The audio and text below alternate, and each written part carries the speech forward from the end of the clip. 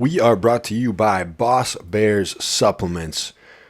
That's Boss Bears Supplements at bossbears.co. Hard work, consistency, and determination are difficult to sustain when your mind and body can't keep up. Fuel your body with what it needs to perform like a boss.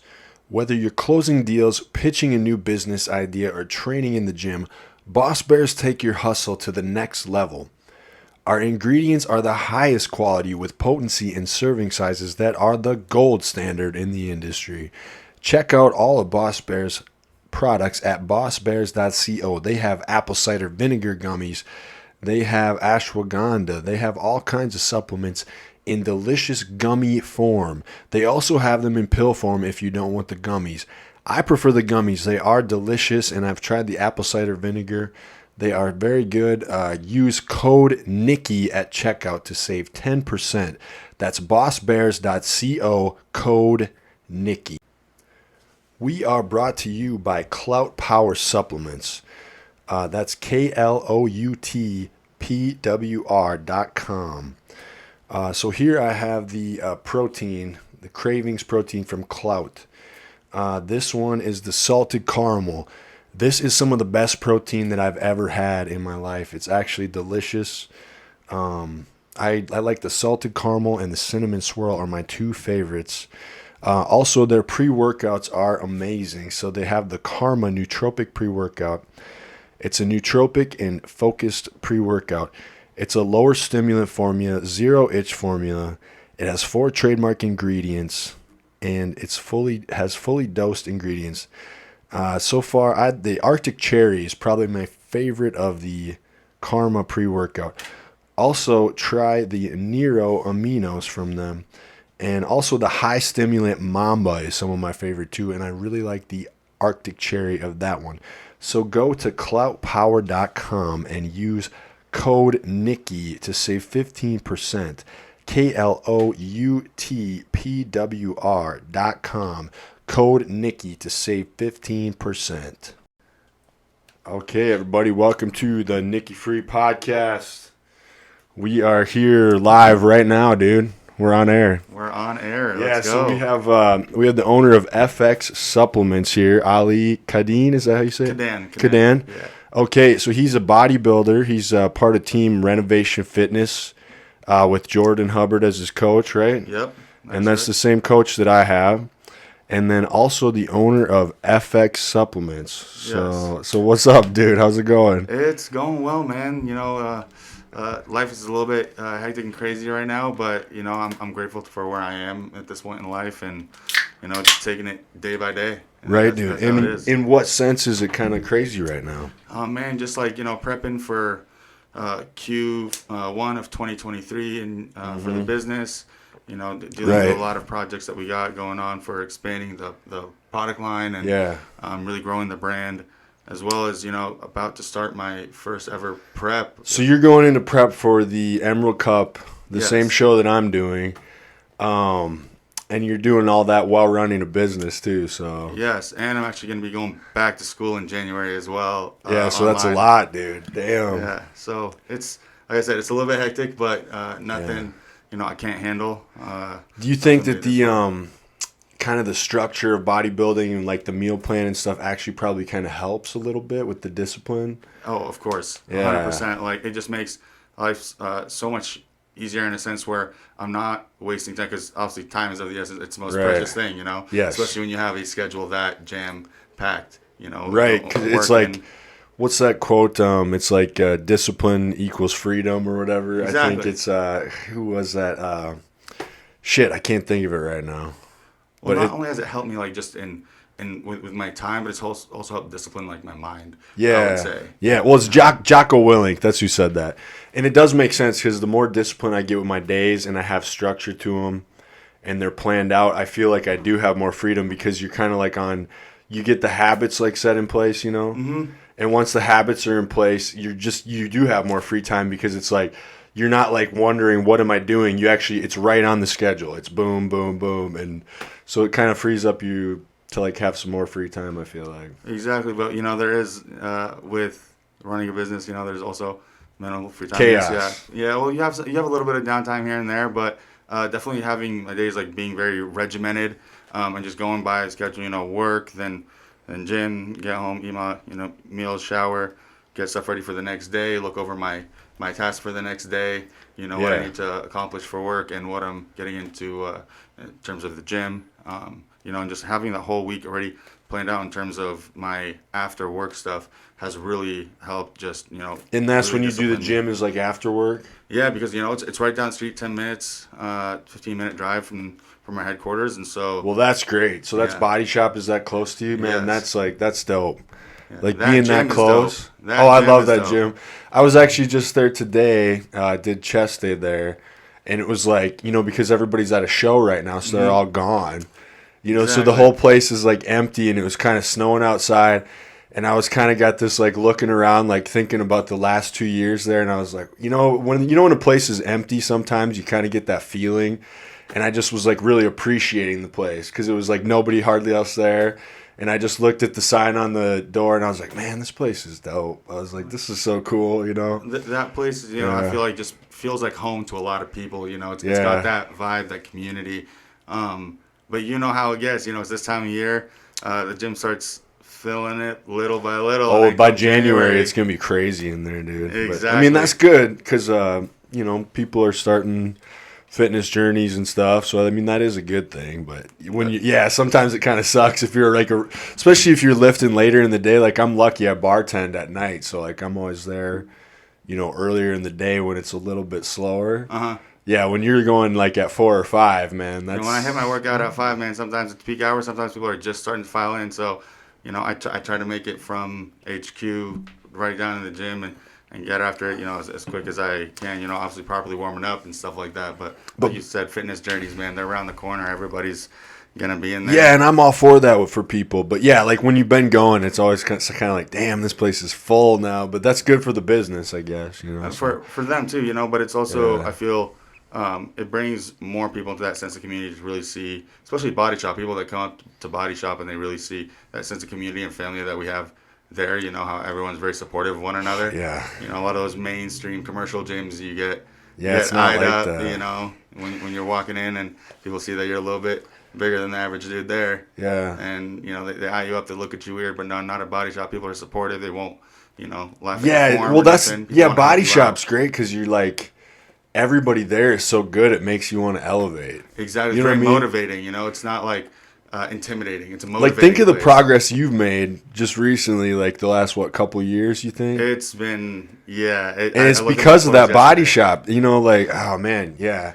What have you've gained a lot, haven't you? Well, yeah, so I started, actually just ended my technically 16 weeks of like bulking, Right. gradually increasing food over that 16-week period. Yes. And I gained about 18 pounds over Yeah, that, yeah. that course. But, we're still lean to a certain extent, we're, Oh, you're still pretty lean. Yeah. But Jay was saying he was on here and he was telling me you came up from like 170 something. yeah, So, I'm 192 right now. So for my initial start with renovation, fitness, and Coach Jordan Hubbard was, I'd say, August of 2021. So Yeah. that's when I'd started just being a general wellness, like general health client, but Yeah. kind of still living the bodybuilding lifestyle, and then Right. surrounding myself around, people like Jason Clavo and Ashton and Coach Jay, and even our other athletes like Mark, and just the people at Body Shop. It really changed the way that I approached the gym and how I approached my life in general.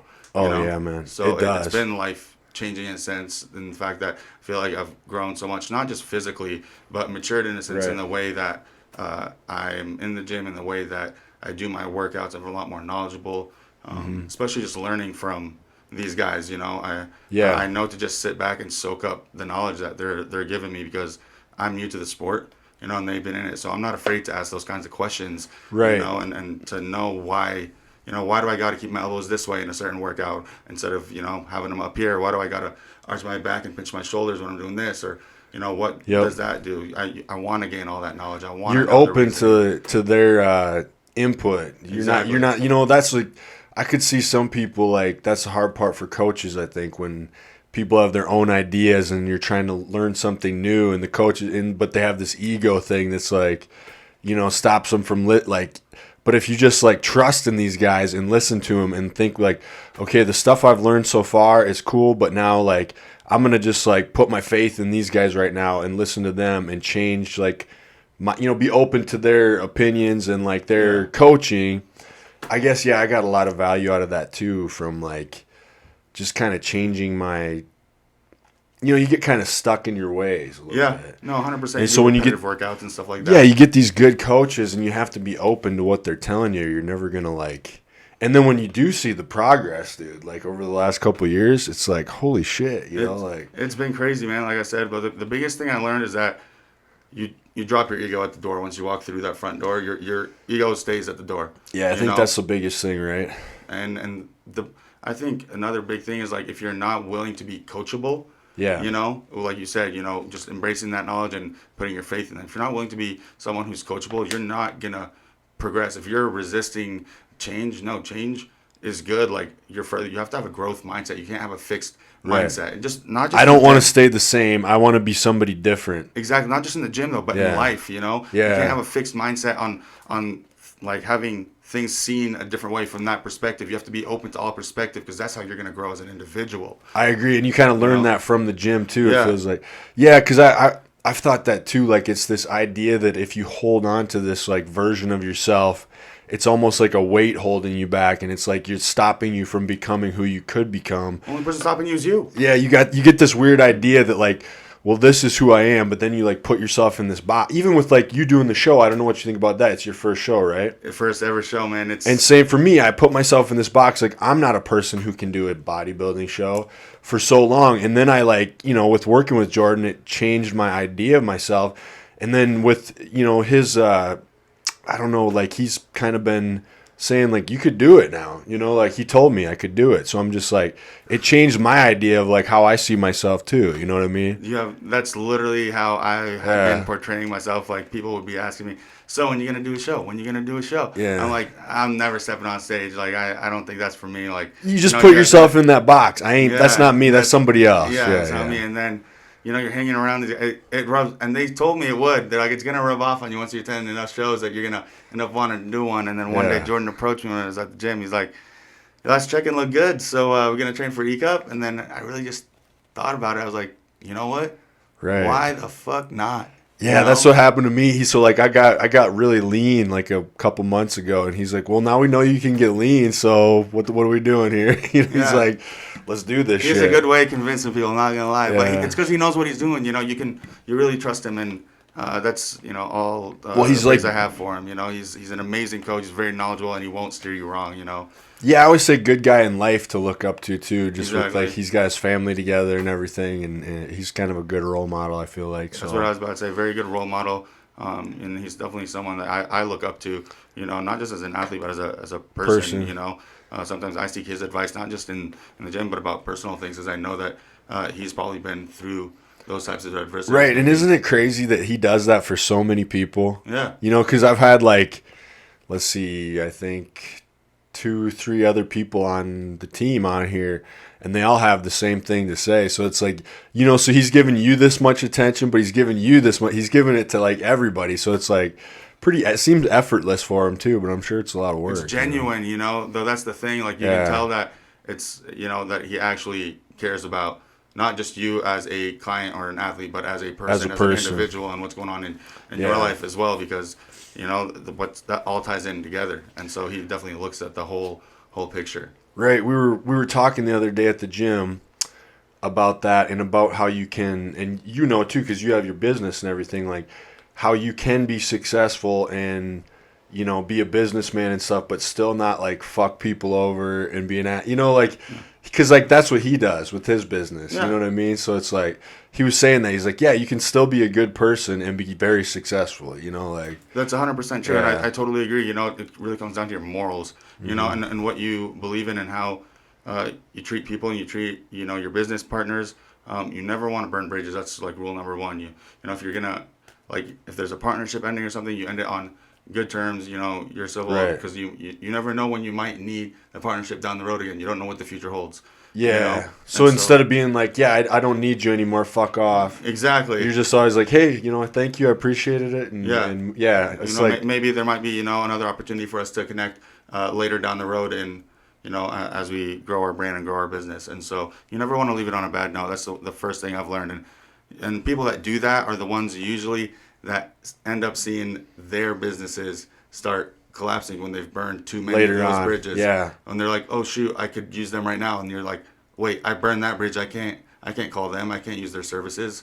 So on and so forth. So it really comes down to your morals and what you value and how you treat people. So it's kind of like networking and, but yeah, just like, I mean, what's the point of burning a bridge? It's kind of like, I don't know. Yeah. I mean, I get it. If someone did you like really dirty, then yeah, I get it. There are some cases, like certain exceptions, unforgivable. Yeah.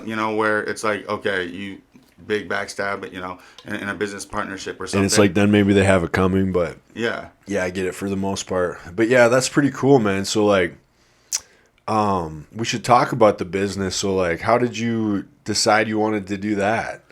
Oh man, that's a long story, but and when did you get into lifting? Even before you started working with Jordan, when were you always just kind of lifting, like growing up and stuff? So yeah, I'll touch base on all that. Basically, when I started lifting, I had chosen an elective in middle school, 8th grade. Was weightlifting my second semester. Yeah. And that I had started playing football the year before in 7th grade. Yep. And I'd gotten injured, and so I was really mad at myself. I was like, I got to get bigger so I don't get injured, because I missed the majority of the season in my first year, and I was really bummed about that.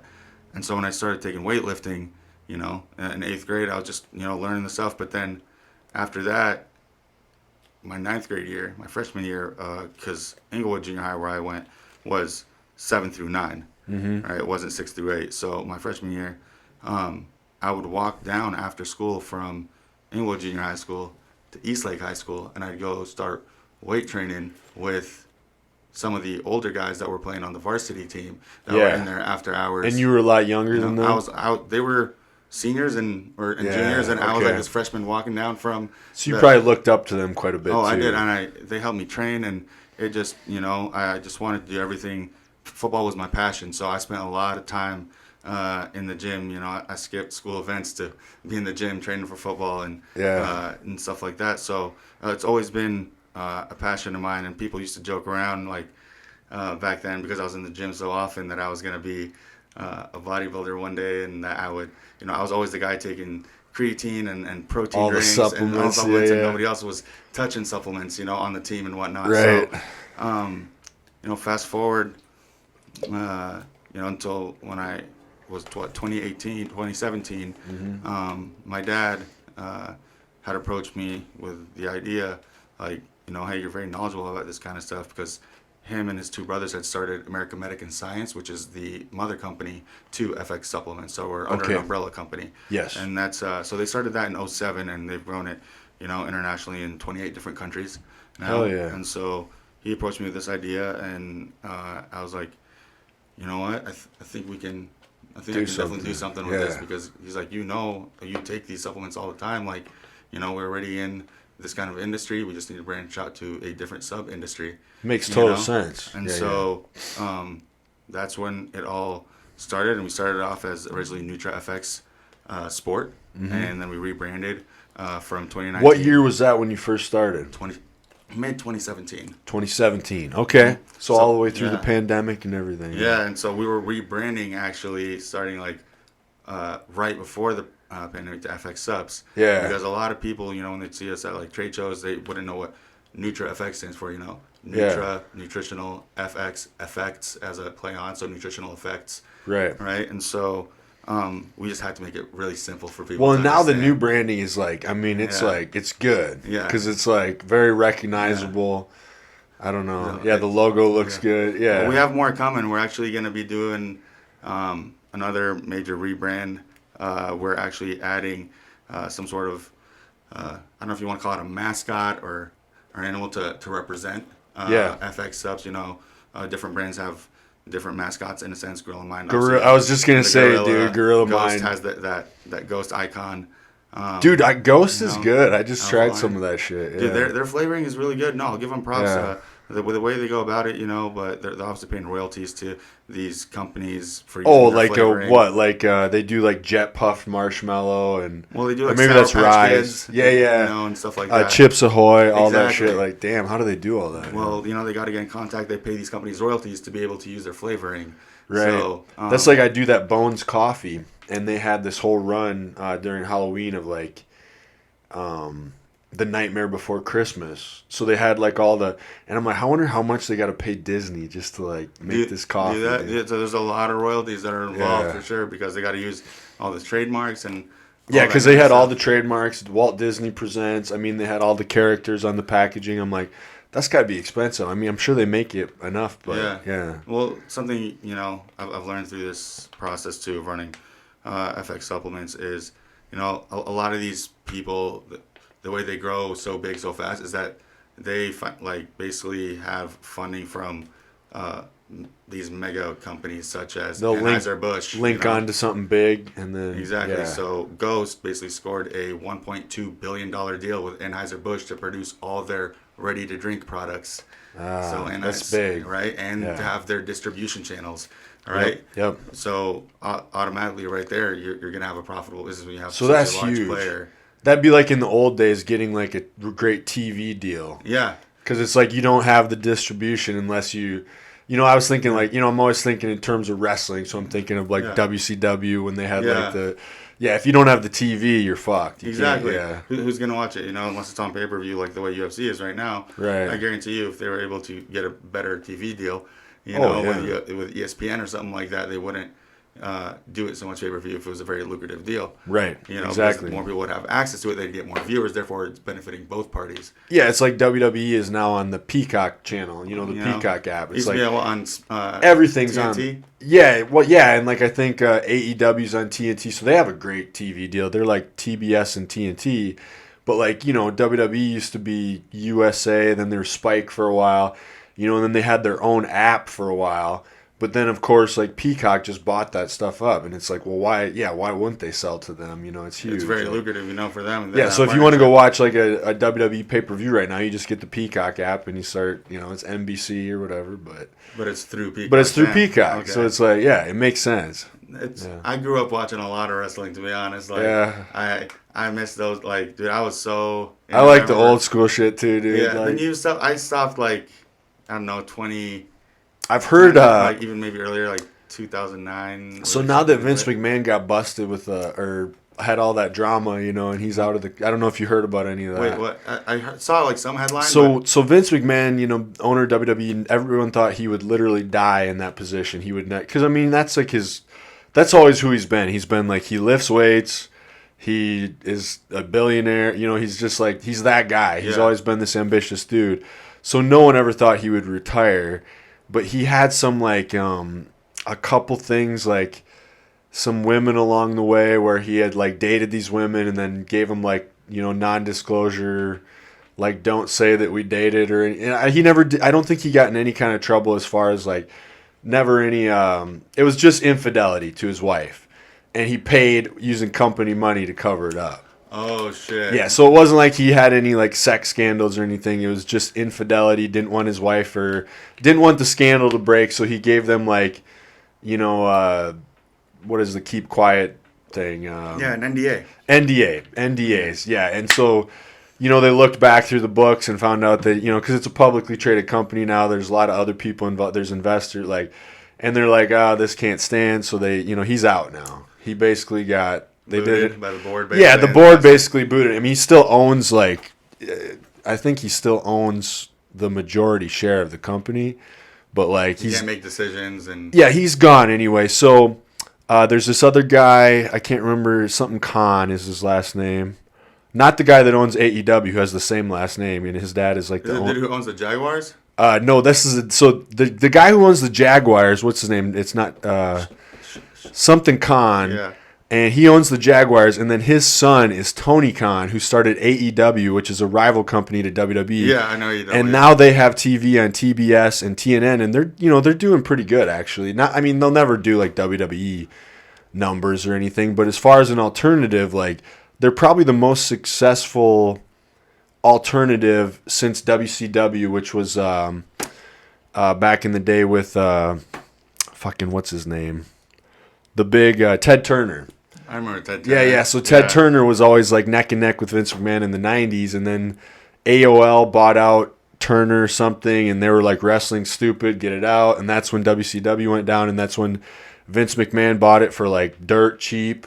And so he crushed his competition, and he became the only monopoly, basically. Yeah. And so now this son of the guy that owns the Jaguars, Tony Khan, was a huge wrestling fan growing up, and he's like, Dad, I think we can fucking do this. So his dad invested in it. He started this company, and now they're doing pretty good. You know, like they're the only thing close to WWE. But just by happenstance, the other guy who is the new CEO for WWE's last name is also Khan, no relation. No, that's so it's kind of weird. Yeah, it's almost like who writes this shit, bro? They got to run a 23. Test, see if they're fucking related or something. Something on the phylogenetic. But so Vince is out because he was given hush money, and so now Stephanie McMahon, his daughter, and this other guy named something Khan are the CEOs now. Well, it's still a McMahon in the CEO position. Still the McMahon, and then Triple H, who's married to Stephanie, he's been basically given the position that Vince had of like, so my whole point of this long spiel is I've guessed that people say the product has gotten way better again because Vince was like set in his ways. Now they got new blood in there because Triple H is running everything. Yeah. He knows what the people want. And he knows more what people actually want. So I've heard the product's just been like I'm going to go watch some of the pay-per-views. I just never do. I don't have time or whatever. But nothing's going to beat like the early 2000s roster. Nah, you never will, dude. Back when you had The Rock and Kurt Angle, Stone Cold, Undertaker, Mick Foley. Like, you're just Rey not... Mysterio, Eddie Guerrero, Rob Van Dam. Even like Randy Orton. Randy Orton, dude. The Viper. Yeah, you're right. I mean, I don't think that era is never going to be Goldberg beaten. was one of my favorites. Brock Lesnar was on there, too. Big Show. Big Show lasted a minute. Yeah. He lasted a long time on there, but... Like, I'm sure... I think he's actually in AEW now. But yeah, really? You're right. Oh, yeah, that's the other thing. Like, so they have this, Jacksonville Jaguar money, so they're just like giving like huge contracts to all these old guys, you know. But it's still, you're not going to beat like the performances and like the characters that these guys were able to put on, like Stone Cold, coming in with you're never gonna have driving in and spraying beer and that was the dopest shit ever, dude. Like him just causing everything about him was cool, chaos. Like his entrance music, all of it, dude. This like that glass would break, and when that glass would break and like someone was giving an interview and just comes out of nowhere, it's like when the dude's just like smashing fucking beer cans and like you're never gonna beat that shit. What I never understood though was like, I know it's like scripted and whatnot, but like how every time he go to shake someone's hand, like they'll be like, "Oh no, he's gonna fuck me up." Like he does this to every person. It's like they kind of knew, but they're like, "Oh, he actually likes me. I'm cool," And then he's actually cool with me. Nope, yep, he fucked me up. So. The cool thing is he'd even do that to like people that he like got along with, like in the show, even in the storyline, even if they were a good guy, like he'd still just stun them. Yeah, because he stunned everybody. He stunned old ladies. He stunned like he didn't care. That was the coolest. That's what made it so cool, dude. Is like you don't get that kind of like he just stuns everybody. He's you don't trust anybody, man. That's what I'm saying. These guys were able to just be like play their roles and characters so well. Like you don't see. Well, dude, think how good The Rock was. Yeah. Well, speaking of The Rock, now he owner of XFL coming up. Yeah, that's cool. Right? He bought that. They just had their draft, man. I'm excited to see what this league brings. They got one of That's my so weird because that was a thing where Vince tried to do it. And then it failed, because I guess he did it too. He did it a little too pro wrestling, like in the first time or whatever. They say it was a little too goofy, and then it failed. And Vince is a guy who became a billionaire. Yeah. So he's like a dude that's like, if he fails at something, that like sits with him. Yeah. Because he's an ambitious dude. He doesn't like to lose.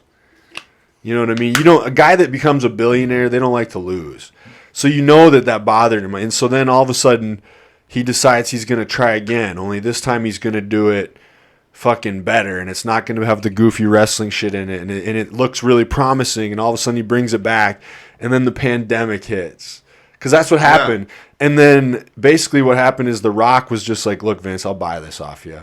Yeah. And that's how The Rock got it. Yeah. And now, now they actually have like it's not to say Vince probably, I don't know, like, you have someone who actually played football. The Rock's going to take better care of it than I think Vince would have. Yeah, the people that they've appointed into these head coaching and general manager positions of these 8 teams that they have going on, you know, are people that have been in the game for a minute. Like for San Antonio, for example, their team, they have Hines Ward, you know, Steelers wide receiver, Hall of Famer. He's so this is exciting. Head coach. Yeah, man. Like they've got like real like ex players, like ex NFL coaches, like coaching in these teams. So like there's a lot of potential for this league to really blow up, and I'm excited to see what it brings, because it's probably going to be like, you know, you'll only have a little break from football in that summer because you're going to have spring football.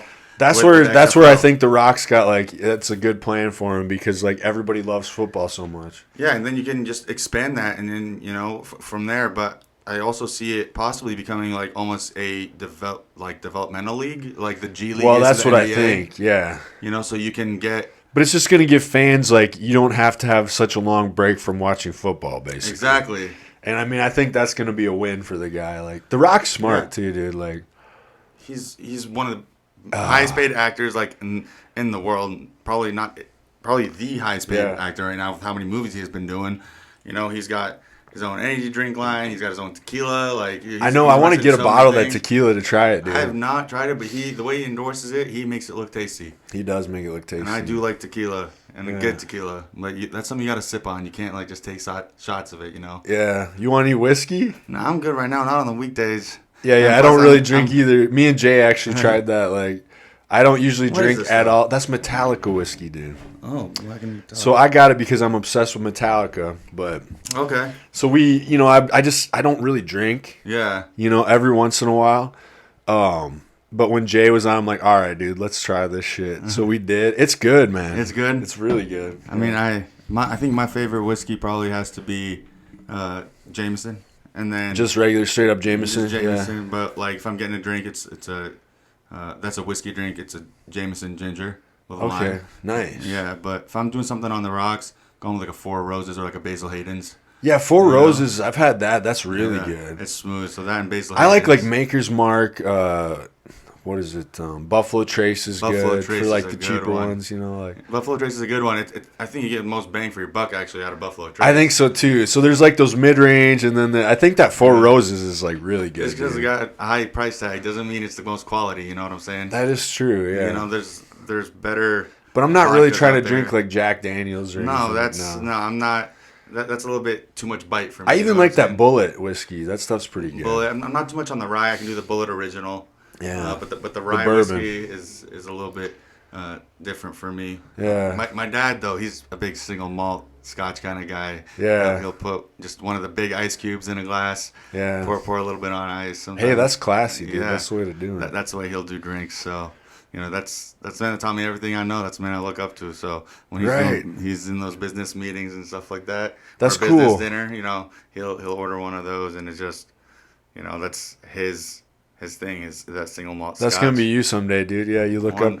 So that's cool. You have a good relationship with him. That's awesome, dude. No, I have probably the best relationship with my dad. I definitely consider him like my best friend. You know, I talk him literally about everything with him. Especially because, you know, we're working together in tandem to grow this brand. But just, you know, I got him into fitness, actually into lifting weights back when he saw me really getting after it, like starting 9th grade year, like I talked about walking down to the high school and whatnot. Mm-hmm. He started taking notice, and he really started to hit the gym, and now he's gotten to that mindset where, like, if he misses a day at the gym, he gets mad at himself. Really? So he's into it too now. So he's really into it. Dude, my dad's turning 61 in March, and that man can still bench press 285 pounds 5 times. Yeah. So, like, he's still getting after it at the gym, you know, and he'll go on a 5-mile run right after that.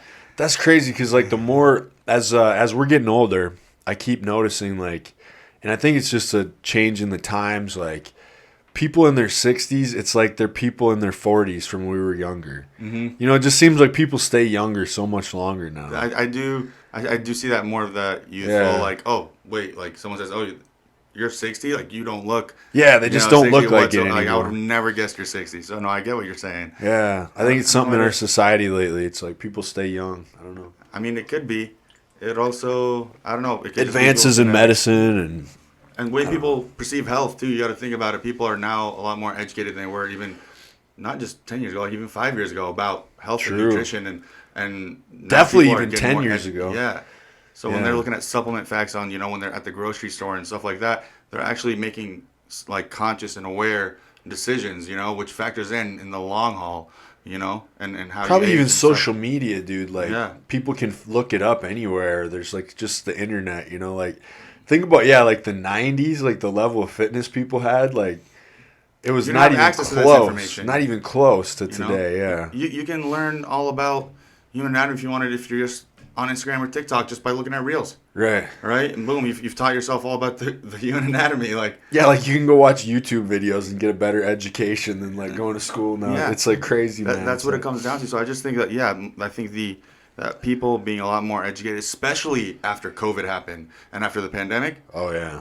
People are a lot more wanting to be Healthy. health conscious Yeah. and healthy, because they didn't want to be one of those people that were at risk, Yeah, for because something you're like that. going to be more at risk for sure if you're not as healthy. I mean, that was just if you look at any of the studies, for sure, it's like, yeah. So I think that's the biggest thing, is people's just education and awareness of health and nutrition and the lifestyle that they were living, Right. has increased tremendously over these, past Yeah, I mean, 5 look to at 10 years. Instagram, dude. You see these like crazy like transformations nowadays. It's just wild, like, There's been a lot of myth busting too. I feel like, about how people lose weight. It's like people are realizing you don't need to run for 2 hours on the treadmill every Yeah. day.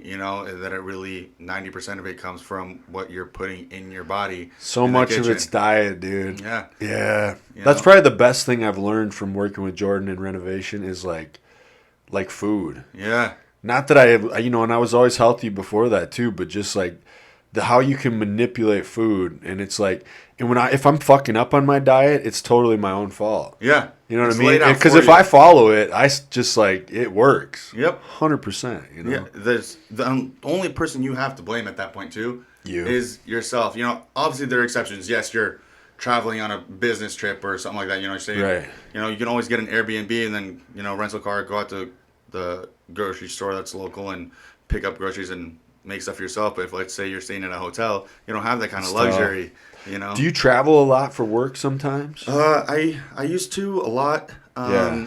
Not so much recently over these past, I'd say, 6 months or Yeah. so. But especially when I lived in Arizona, when we first started FX, 'cause I moved back up here. Right. Originally from here, but moved back up here in 2020. So from like mid 2017 till I moved back up, I was basically flying monthly up here. I'd spend 3 weeks down in Arizona, 1 week up here at the HQ in-house. Yep. Doing in-house work and meeting with the team and different departments, and then fly down back to Arizona, 3 weeks, fly back up 1 week, and that was it for literally 2.5 years. I was doing that. Damn. While also traveling to expos, trade shows, attending, Were you on the meal plan and stuff at that time too, bodybuilding? No. Well, I started the meal plan after right before the UBU Expo in August 2021 when I started Renovation Fitness. We were going to the UBU Expo in Phoenix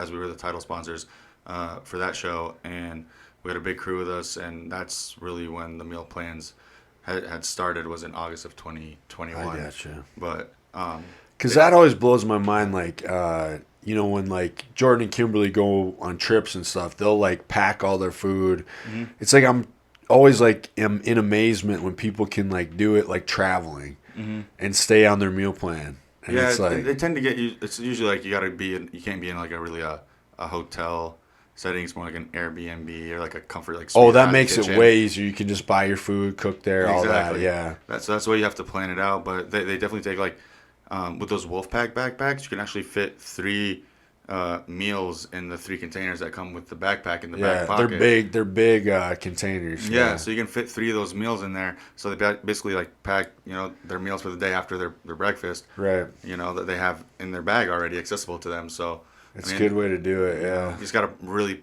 plan ahead and be strategic with how you plan. That's what I was asking you. I was going to say, like, yeah, how do you do that when you travel, dude? Like, It really depends on where you're staying, too. Like I said, like, if you're staying in an Airbnb that, or like a comfort suites type of deal where it has a kitchen and you know, or if you're staying in a hotel, let's say you're flying to Vegas and you're in one of the strip hotels, you don't got no kitchen and you know you can't put anything in the fridge because that's already stocked up with stuff that they want you to buy. Exactly. Yeah. And you can't take stuff out because it's automatically weighted. Yeah. Right. So as soon as you pick it up, boom, it shows that the weight changed. Boom, you just got charged with that card on file. So it's like, is that how it works? Even if you just take it out to look at it? Damn, that's crazy. So so that happened to me when I went to go to nationals. I took like 7 meals with me, right? And I was like, I'll be able to fit them in the fridge somewhere. Nope, I could not do it, and I was only able to eat 2 of those meals, and I had no fridge to put them in, so I had to throw the other 4 meals away. Oh, that's sad, dude. I couldn't just have chicken breast and rice like sitting out like overnight. Like, so that's when you gotta like go buy like rice cakes, protein, like some kind of Well, what I do usually, I pack a 2-pound protein in my suitcase if I'm going with a few shaker bottles. Yeah, that makes sense. That way, you just bring your shit, dude. Yeah, exactly. I got access to it. Why not? Yeah, that's dope. Use what's at your disposal. So you gotta just be strategic and think way ahead of time about how you're gonna do it and plan the trip accordingly. Right. So that's my advice, at least. I was gonna say, we had Tony on here too, that works for you. Yeah. And so it is cool because I realize you guys are doing a lot of work to like make your products like really. The word I'm looking for is like not a lot of proprietary blends. Transparent. Yeah, transparency. Like full transparency. So that's the big thing when it comes to the that's safety world. Too, right? Because like we're talking about, becoming successful without being an asshole. Well, there's a lot of supplements that are just like probably full of a bunch of bad shit for you. Yeah, I'm not gonna pick on any specific brands, but a very big name brand just had their CEO, indicted to federal prison for 4 years because you'll have to tell me off air because I want to know. Yeah, they were putting stuff in their proprietary blends that were in their pre-workouts and stuff that were basically precursors to pro hormones and steroids. So shit. Unknowingly, but it was in a proprietary blend, and with a proprietary blend, you don't know the dosages of what's in there. There could be a ton of fillers. How does they get away with that now? Obviously, they didn't because he's getting. So that's what I don't know how they got away with it. Yeah, because like, I'll be honest with you. When I was in college, like you said back when you first started lifting, that's what it was like for me when I was in college. It was like, I don't even know how I got my degree, like my 2-year degree. Like I got a 2-year degree in drafting, but like that's what we did. I was kind of like how you said you were lifting with these like guys that were older than you in high school. I was like in college around. It was like people like a year or 2 years older than me, and they were all like wrestlers, football players. And I just started hanging out with them, and they got me into lifting. And like, so that's all we would do is literally like, we would just like go to the gym, get a bunch of food, go to Blockbuster Video, rent a bunch of movies, watch them till like. Blockbuster, that's a throwback. Oh, dude, throwback. So like 2 a.m, get up again, go to class. That's what I'm saying. Like, I don't know how I passed, but I did. I got my degree, but like, that's like all we did. Hey, if it worked, you don't got to question it, right? Yeah, it got me into lifting and stuff, but shit, now I forgot the whole point of that. What was I saying? You were saying something about the supplements and the transparency, and so that's, when it comes to show, like... that was the point, dude. Back then, I'll be honest, there were legal pro hormones. Like, I remember it was before Bush, like, outlawed them. Yeah. So, like, George Bush outlawed the pro hormone. Like, before, like, you could literally go, it was, like, called 1AD. Like, you could go to the supplement place, get this shit. And, like, we were kids, so we had no fucking idea what we were taking. But, like, all of a sudden, you just got, like, jacked, dude. No, I know exactly what you're talking about. And then you had no idea about, like, post-psychotherapy or anything. So you'd just, like, get jacked. And then, like, you'd run out of the shit. And all of a sudden, you'd be, like... deflated. Feel like a woman, and you're depressed, and you don't know what the fuck's going on. Exactly. And it didn't happen to me too bad, but, like, I remember my buddy, one of my best friends... he was on this pro hormone like back then, and he got really jacked, and he was dating this girl, and they were like engaged and everything. And then like, so right around the time he like ran out of the pro hormone, they like broke up, and she split off and like left him. And he was like, I've never seen him more depressed. Cause like, so he's dealing with like coming down from the pro hormone, and he just got left. Heartbreak. Worst heartbreak of his life, dude. Like he was saying like some crazy shit. Like, you know those memes where, like, the dude, Yeah. it's like that dude from, what is it, Call of Duty, you know? Like, Yeah. He was, like, kind of like that. I was, like, getting a little scared. Like, damn, dude, you going to be okay? But he's fine now. He's, you know, married with kids and everything. But See, it all worked out for him, though. That's one thing I learned in life. oh, it all works out. It all works usually. out in the end. If you're in the end, everything will be okay. And if it's not okay, it isn't the end yet. I agree with that. Right? Yeah, it always gets better. Like, young people don't see that as much. Mm-hmm.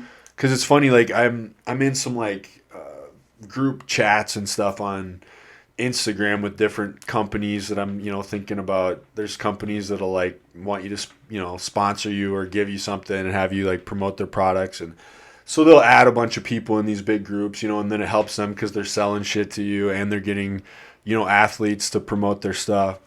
But it's kind of cool because there's a bunch of young people in these groups, and, like, it makes you remember, like, how dumb you were when you were young. Because, like, they're going through, like, breakups and all this shit and, like, all these problems, and you're like, bro, you're going to be fine. Like, you know, you're like, these kids are, like, just, like, pouring out their hearts and it's like, dude, you'll be fine. Just, like, don't be a simp and don't, you know, like, you'll stuff like that. But you'll get over it. But it's kind of cool because, like, you kind of can give back to some of these people, and it's, like, cool having, like, this community, you know. I think the big thing is when people are going through just adversity is to be able to have time of reflection at, you know, their difficult times in the past. And, like, you really got to be strong-minded to, like, be able to look into the past and be like, look, I've dealt with some fucked up shit in my life, but look, I'm still here standing today. You know what I'm saying? And, like, you look where you are now. So that's what I'll do is if I ever get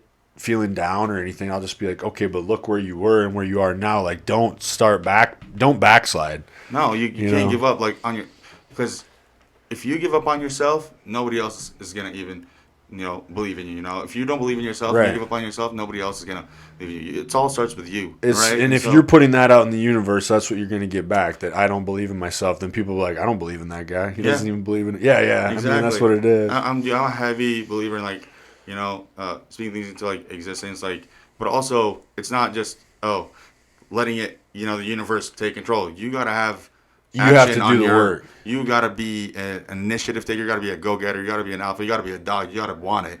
Yeah. You know, if you want to grow, you want to be better. You know, you want to get out of this, you know, phase of your life. You want to, you know, build a company. You want to be successful.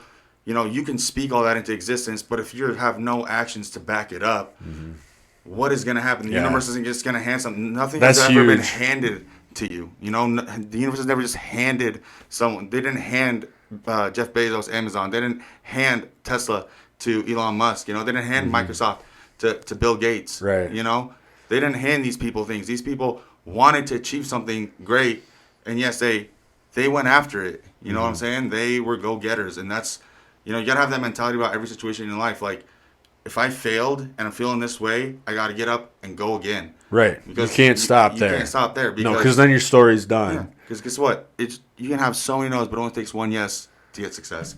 Right. That's why you got to keep going through exactly. Yeah, so that's super valuable is the idea of action versus words. Because, like, we all know that person that talks and talks and talks. Like, I see them at the bar. They talk and talk. But they fail to ever take action. You know, I see that a lot, too. A lot of...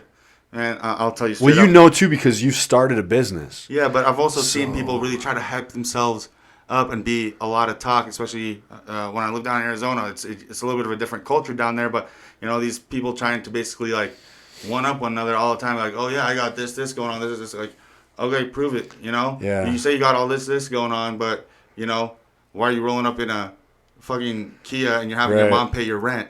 Right. You know? Yeah. You know, stop, like, you know, stop just spitting bullshit in my ear and go actually do something that, you know, it's going to get you to that point where you're telling me you're at, because I don't believe you. Yeah, because it's like telling doesn't mean anything. No, you can talk all you want. It's really just like words. You will, your actions and who you are will basically speak for you. You don't need to say it. You know what I'm saying? That's something about me, too. I stay back and I'm observant. Yeah. If you're killing it, you don't really have to, like, go tell people you're killing it because, like, they can already see it. Yeah.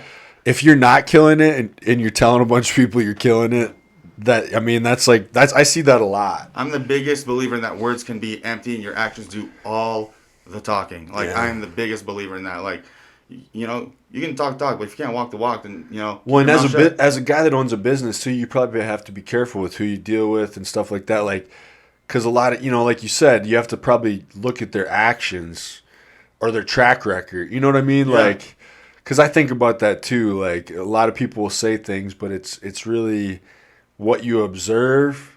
I mean, even if you like a girl or something, like look at her actions versus like what she's telling you, or like. No, 100%. That's why I'm one of those guys that if let's say I show up to the party, and I'm not very social for the first 5-10 minutes, say hi to a couple people and whatnot. I'm just checking pretty it quiet. out. No, I'm observing everybody's vibe and energy. Like I'm a full scan around the room. Like it's I'm sensing everything. Yeah. And then I proceed how I want to proceed. Okay. After I've made my evaluation, I'm very observant. I stay back. I evaluate. Yeah. Then I move forward. And that's not just like in a social setting, but that's with people as well. Right. On an individual like one-on-one basis. I see how people act, what they say, and if their actions are backing what they say to me. And that's how you can judge people. Exactly. Not just judge people. That's how I learn about who they are. Who you are as a person, and what your character is like. And so, if you're really, down to earth, if you're genuine, or if I can sense that you're just, spitting bullshit through your teeth while you're smiling at me, I can, I can sense that. So low tolerance for bullshit, kind of. I don't need that in my life. That's like how my dad is like that. Like he's super low, and I love it. I don't try to get involved in nothing that doesn't involve me. I try to keep myself out of things. There's less things that. I try to not get dragged into things either. If it's between two people, I'm like, I ain't mediating this. Like, unless that's it's about tough. two really people that I care about, then I'll be like, listen, you guys got to work out your differences. I know you guys, both care about one another. You guys are friends and whatnot, but you guys got to work out your differences. You can't be hostile with one another. So in that, do you like to try to stay neutral? I do. I don't try to side with anyone because, you're going to piss a lot of people off, and I'd rather just not even get involved and stay in my own lane and focus on what I got to do, because why is my problem their problem? Why is their problem my problem right now? Right. You know what I'm saying? That's like, I don't... Well, because I've noticed that with this podcast, I have to like do that because like, and it's really rare, but every once in a while, you're dealing with all these different people, and certain people don't like, somebody doesn't like this person, or they don't like, and then so I just have to be like, okay, people tell me shit like who they don't like sometimes, and I'm just like, all right, I've gotten along fine with the guy, or I'm like, okay, just stay neutral. That's another big red flag to me. It's like, why are you telling me that you like him, don't like him? Why does that have anything to do with me? Right. Why do I need to know how you feel about a certain person? Right. Why are you randomly telling me this? Why do people usually talk shit? It's usually like envy. They're either jealous, or it's like a insufficiency in themselves, so they're doing it to make themselves feel better. Yeah. Like maybe they feel shitty about themselves, so if they like say like, oh, this person's a piece of shit, it makes them feel better. Morally or whatever it is. Whatever it may be, but I just, those kind of people, I'm not like a big fan of it, and I try to just be very minimal in the conversations that I have, very blunt, and I try to almost make it known, like, hey, I don't want to talk to you anymore. Like, I'll be very, yes, okay, more direct, cool, nice. They'll be like, okay, he's saying one word like responses to me right now. He definitely doesn't feel like conversating. I'm like, okay, in my mind, I'm like, okay, thank you. I got my point across. Dude, you should try bartending. I did bartend for 3.5 years down here. Did you really? Yeah, so actually I started off as that makes a lot of sense, dude. Yeah, if you're like, you started this supplement company, I mean, that makes total fucking sense. Because, like, that's where you get good at talking to people in general. Like, that helped me a lot with social skills. Networking, That's why even this, like, I never realize if the person I have the guest is nervous or whatever, and I forget about it because I'm so used to talking to people, like in the bar, and then here I'm at my place, I'm chilled out, like I have no problem being in front of the thing talking, and like every once in a while I'll get somebody in here and I'm like, oh shit, I hope they're doing okay. Yeah, like, and everybody's been cool, but like I'm like, oh, for them this might be the only time they've ever like done something where they're in front of, obviously you have a business, so you've done stuff like this, but I've had certain guests where it's like, this is probably like the most people they've put themselves out there to before, and it's like I always have to remember that. No, it's definitely it's a different experience for sure. I don't think a lot of people get to have this experience, and so it's definitely something new, and people handle their experiences differently. I mean, for me, I'm not gonna lie, like I was a little nervous, but I had done some interviews before, like on camera. So I was just more excited to see. Oh, it's so fun, dude. This podcast. You know who's great at it was Jay, because he's just like. He's like, dude, this is fun. It's just like we're just chilling. I'm like, yeah, dude, and he's pretty open too. Like, he'll talk about his issues and shit. So that's always... Bro, like that dude is, has been there for me. Like I've been there for him. Like no other man. Like that kid. He's a good dude. Is a brother from another mother. Even though we ain't blood, like kid's like a biological brother to me. I love that kid, and he's been there for me in some of my toughest times, and I've been there for him, and we just connect, and we have that. Brotherhood, that's inseparable. So I love that guy. His personality. He's chilling. He's very, he's happy. He's vibrant, man. Like, he's just enthusiastic about, he's passionate. He's passionate right now about his photography stuff. Dude, I'm very happy for him too about the way that's been going. He's really putting himself out there, really putting the work in to get his name out there, especially as a brand new photographer and like learning. Right. He told me he's getting up every day at 4 a.m. Yep. He's doing his meal plan, meal prepping, going to the gym, getting back, going to his regular job. Then every night he's shooting people. It's like, dude, that's fucking impressive, man. Yeah, he's got a very busy schedule. That's how you know he's gonna make something happen. And he's been wanting to do that for a minute. I could tell it's been something that was like a hobby. He told me it was a hobby previously. But he just got like really back into it and like extra passionate. Like he's good at it too. Yeah, he's got a good eye for content too, and seeing angles like and different shots. Before they even are taken by the camera. He can see it. He has that vision. I think he does, dude, and I think that kind of ties in with like he's so into fashion and style and shit. Yep. Something about it like all plays together, and it makes him like an artist. No, definitely. The biggest thing with him too, man, is that. Yeah, he's accepting to feedback, right? And that he doesn't want to just focus on a niche. He wants to grow, as you said, like as a photographer, not just to be a photographer in a specific niche, but he does want to do fashion shoots and other kinds of, not just in the fitness world, lifestyle content shoots and stuff. Yeah, and he's going to be doing basically a video.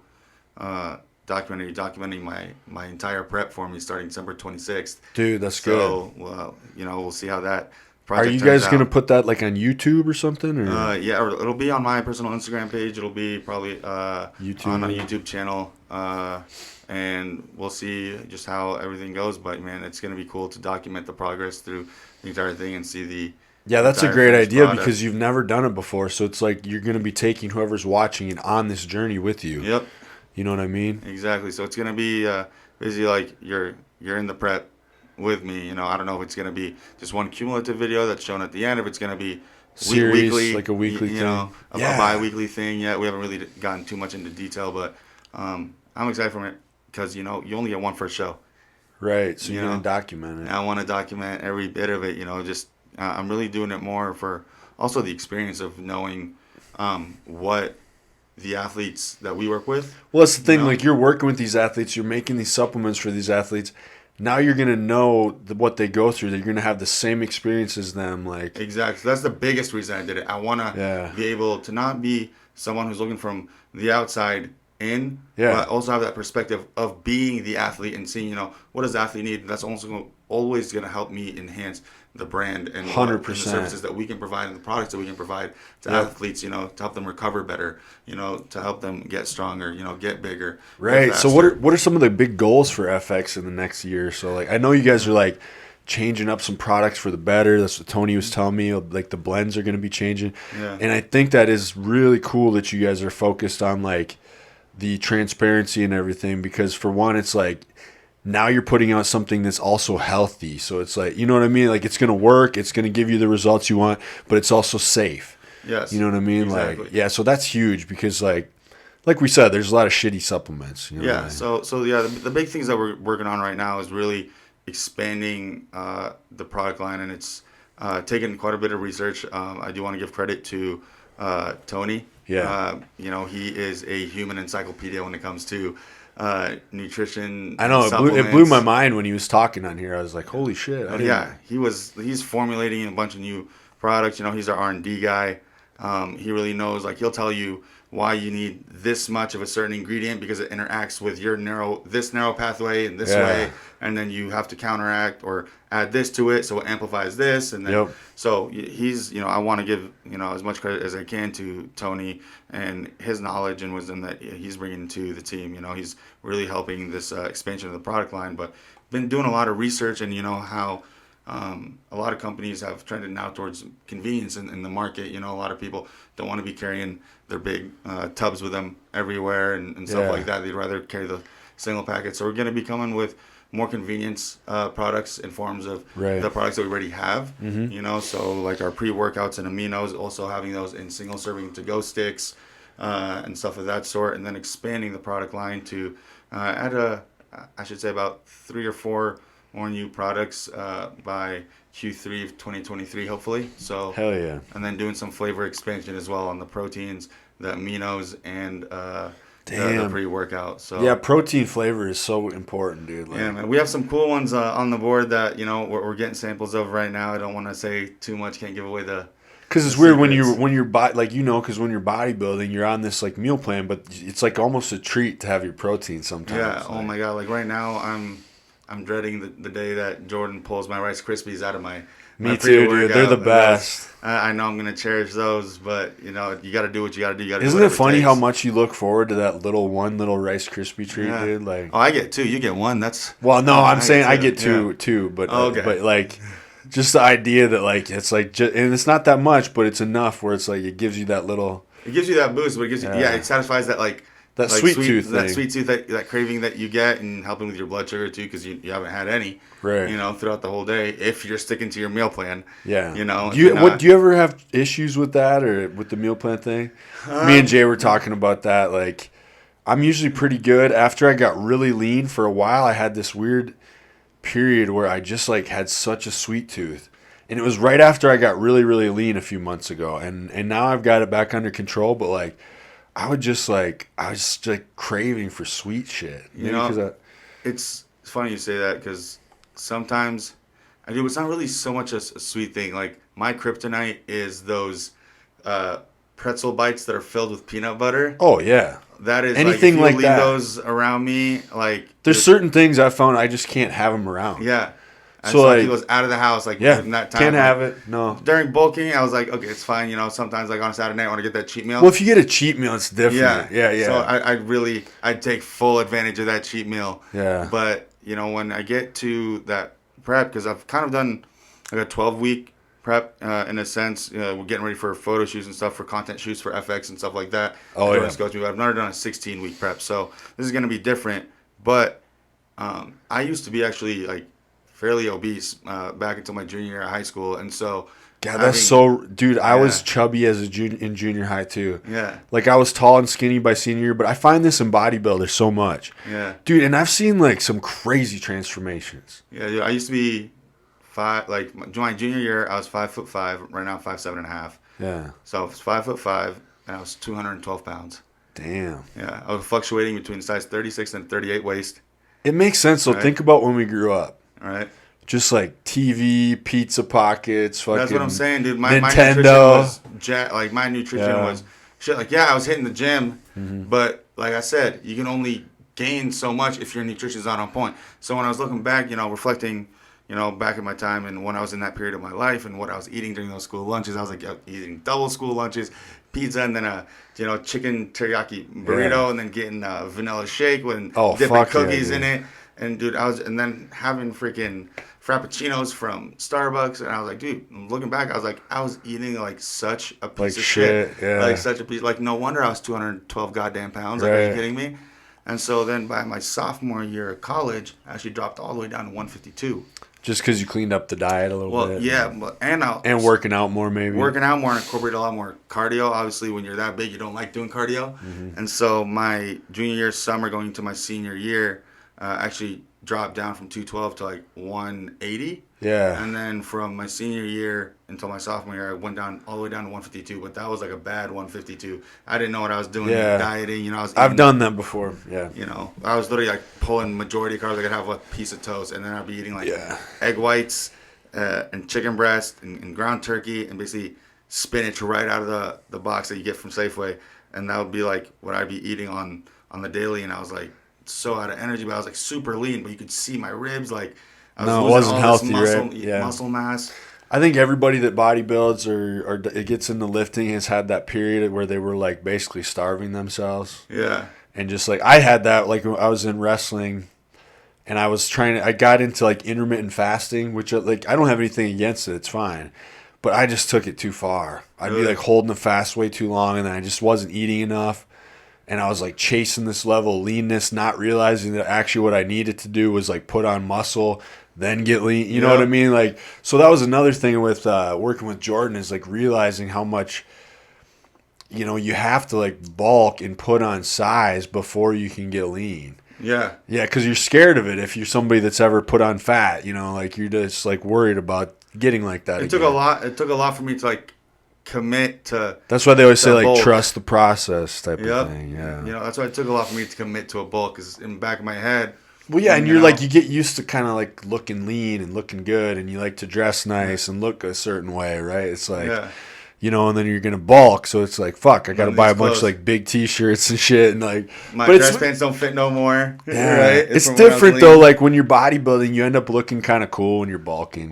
Like if you do it right. If you do it right, if you're not eating a bunch of shit, yeah. If you're doing your bulk right. But that's the thing. Like also when I came to the realization was that I was at nationals. Because at this point I already decided to do Emerald Cup. Yeah. So when I went to go watch Frankie and Ashton. Yes. Out there and Ryan competing in nationals in Vegas.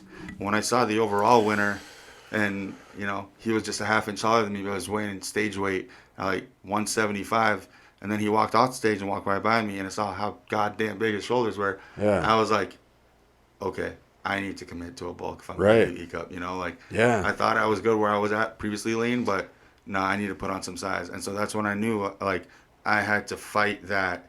Like fear of getting obese again. Oh, dude, I know. And committing and trusting that process because I knew I have one of the best coaches in the game backing me and supporting me and guiding me through this process. I put my trust in Jordan Hubbard. Yeah. And he is, taking me leaps and bounds in progress. And, I can only wait to see what, we look like on show day and what we bring to the table. You're going to look – I feel like that's what's going to happen to me, though, is like – this show, I'm going to look so fucking skinny, and then I'm going to be like, fuck, I need to get so big over the next year. You know what I'm saying? Like, that's what I'm worried about. I've been training for this, like, almost, in a sense, since I started with Renovation, because I've been living that lifestyle of right, so even when you were saying, like, you signed on with them as, like, general health or whatever, and that's what I did, too, but I wasn't treating it like that. I was treating it like I'm going to, like, follow this plan exactly. I'm not just trying to be like a regular person. I want to get big. I want to get like looking the best I've ever looked, so like, and I think it's going to be another year of bulking before I even am happy with how I look, but this show's going to be dope. You know, and that's one thing about Jordan though.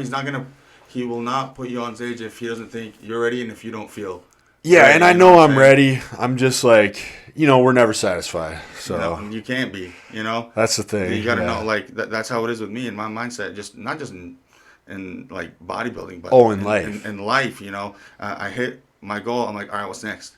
Well, and that's good, and you should always be like kind of self-critical too, and that's why your product has changed probably with the brand so much because like you're not going to become stagnant with it, right? Like, no, you don't want to. You have to be ever adapting to competing. The industry. Yeah, you have to be competitive with the other brands and what you're able to offer because when it really comes down to it, what else do you offer other than just supplements? Because guess what?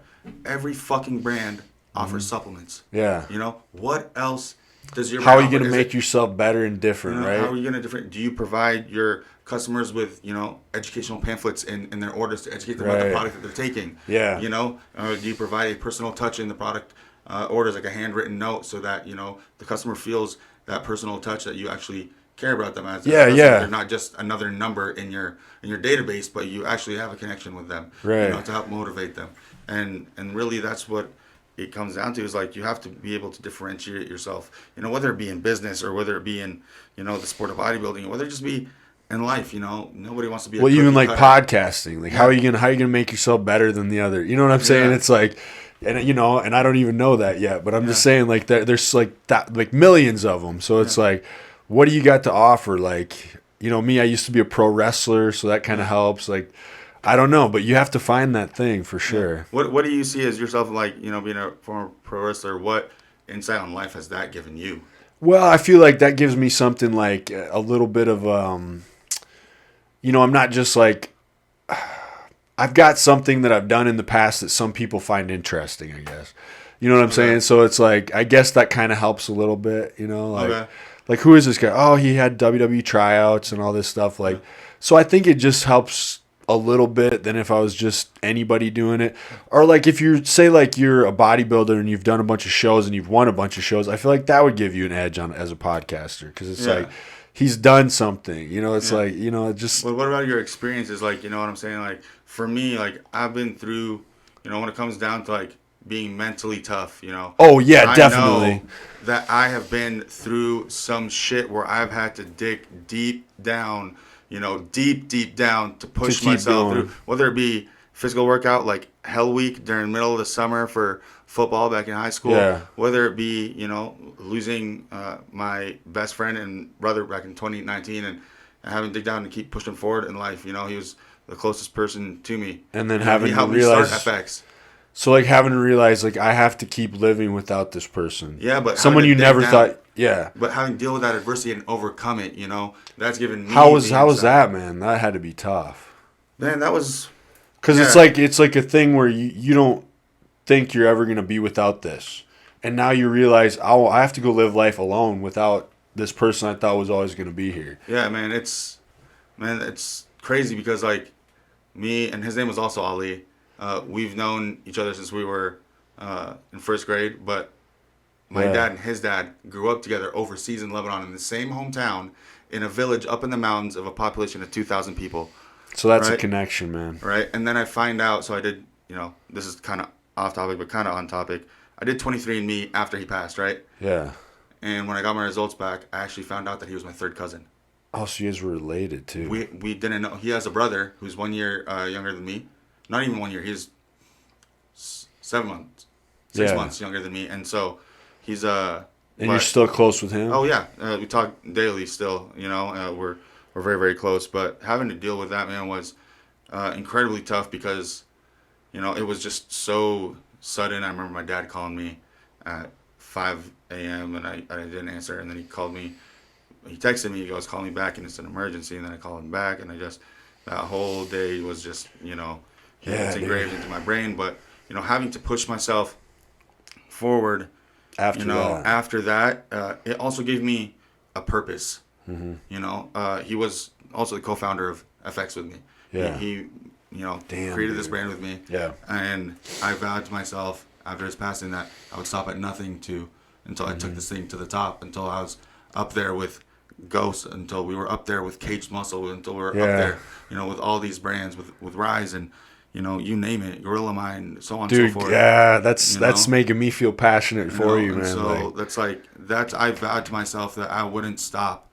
And I won't stop even when we get to the top. So I'm gonna keep. And so that's like something you can use anytime you probably feel like, if you have a day where you don't feel good or you want to like quit or you probably think about that, right? A lot, man. Like there's not a day that goes by that he doesn't. And that keeps you like, look, I'm tired. I don't want to do this today, but I fucking have to because this is something. It's like my purpose. Yeah. I think that's really powerful, dude, because purpose in life is like the most important thing. Exactly. And I don't want to say that I didn't feel like I had a purpose before, but it definitely brought out more of that ambition and that drive in me to push myself and push this brand, to succeed. Because I wasn't just doing it for myself anymore. I was doing it for, my brother that I lost and his name too. So, well, they always say everything becomes more powerful when you start doing it not just for selfish, but for like, everything you're doing. If you're doing it to help other people in a sense, like even if it's something you love and it is kind of your thing, but you're doing it for like good reasons, I guess. Those are usually more successful because it's like there's more. It's more of a purpose than just like, for yourself. Exactly, because if you do it for yourself and you feel fulfilled, you're like, okay, I can stop. But when you know that there's something else driving you other than that, it keeps you motivated. And not just that, like, it keeps you wanting to achieve more, because you're like, okay, if I've gotten to this level, what else can I achieve? I've gotten here. What's next? Like I said, that's always my mentality. What's next? What's the next goal to achieve? What's the next step? What's the next tier? That keeps you from getting stagnant. No, because you always want to continue, just like in business, but with yourself. You always want to keep evolving, whether it be your business or within life, as a person, as a human. You want to keep growing and evolving and 100%. the best version of yourself. So, like, if I look at myself like 5 years ago, I'm a different person now.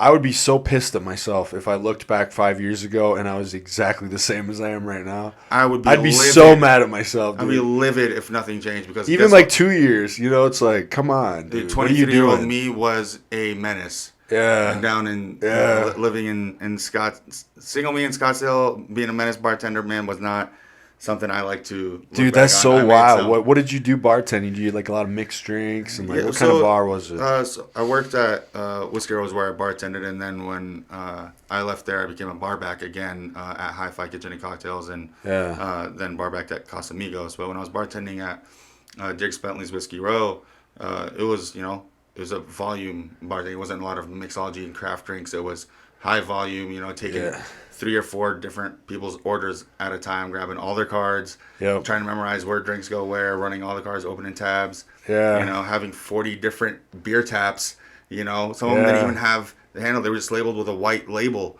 And so you'd have to sometimes memorize like which one was where, because it would take too damn long to like walk around the bar to check the sheet. So you have to put your hand underneath and be like, okay, I remember Corona's 3 from the back on the inside, right? All right, here's so Corona. You'd find one that was a marker, like this one does have a tap handle, and I remember that Corona's 3 down. Exactly. Yeah, little tools like that. Yeah, that's crazy. To make little chips like that. It's wild how bartending, how much stuff, like, because I remember that too. Like the place I work now is just like, it's a craft beer bar, and it's excellent.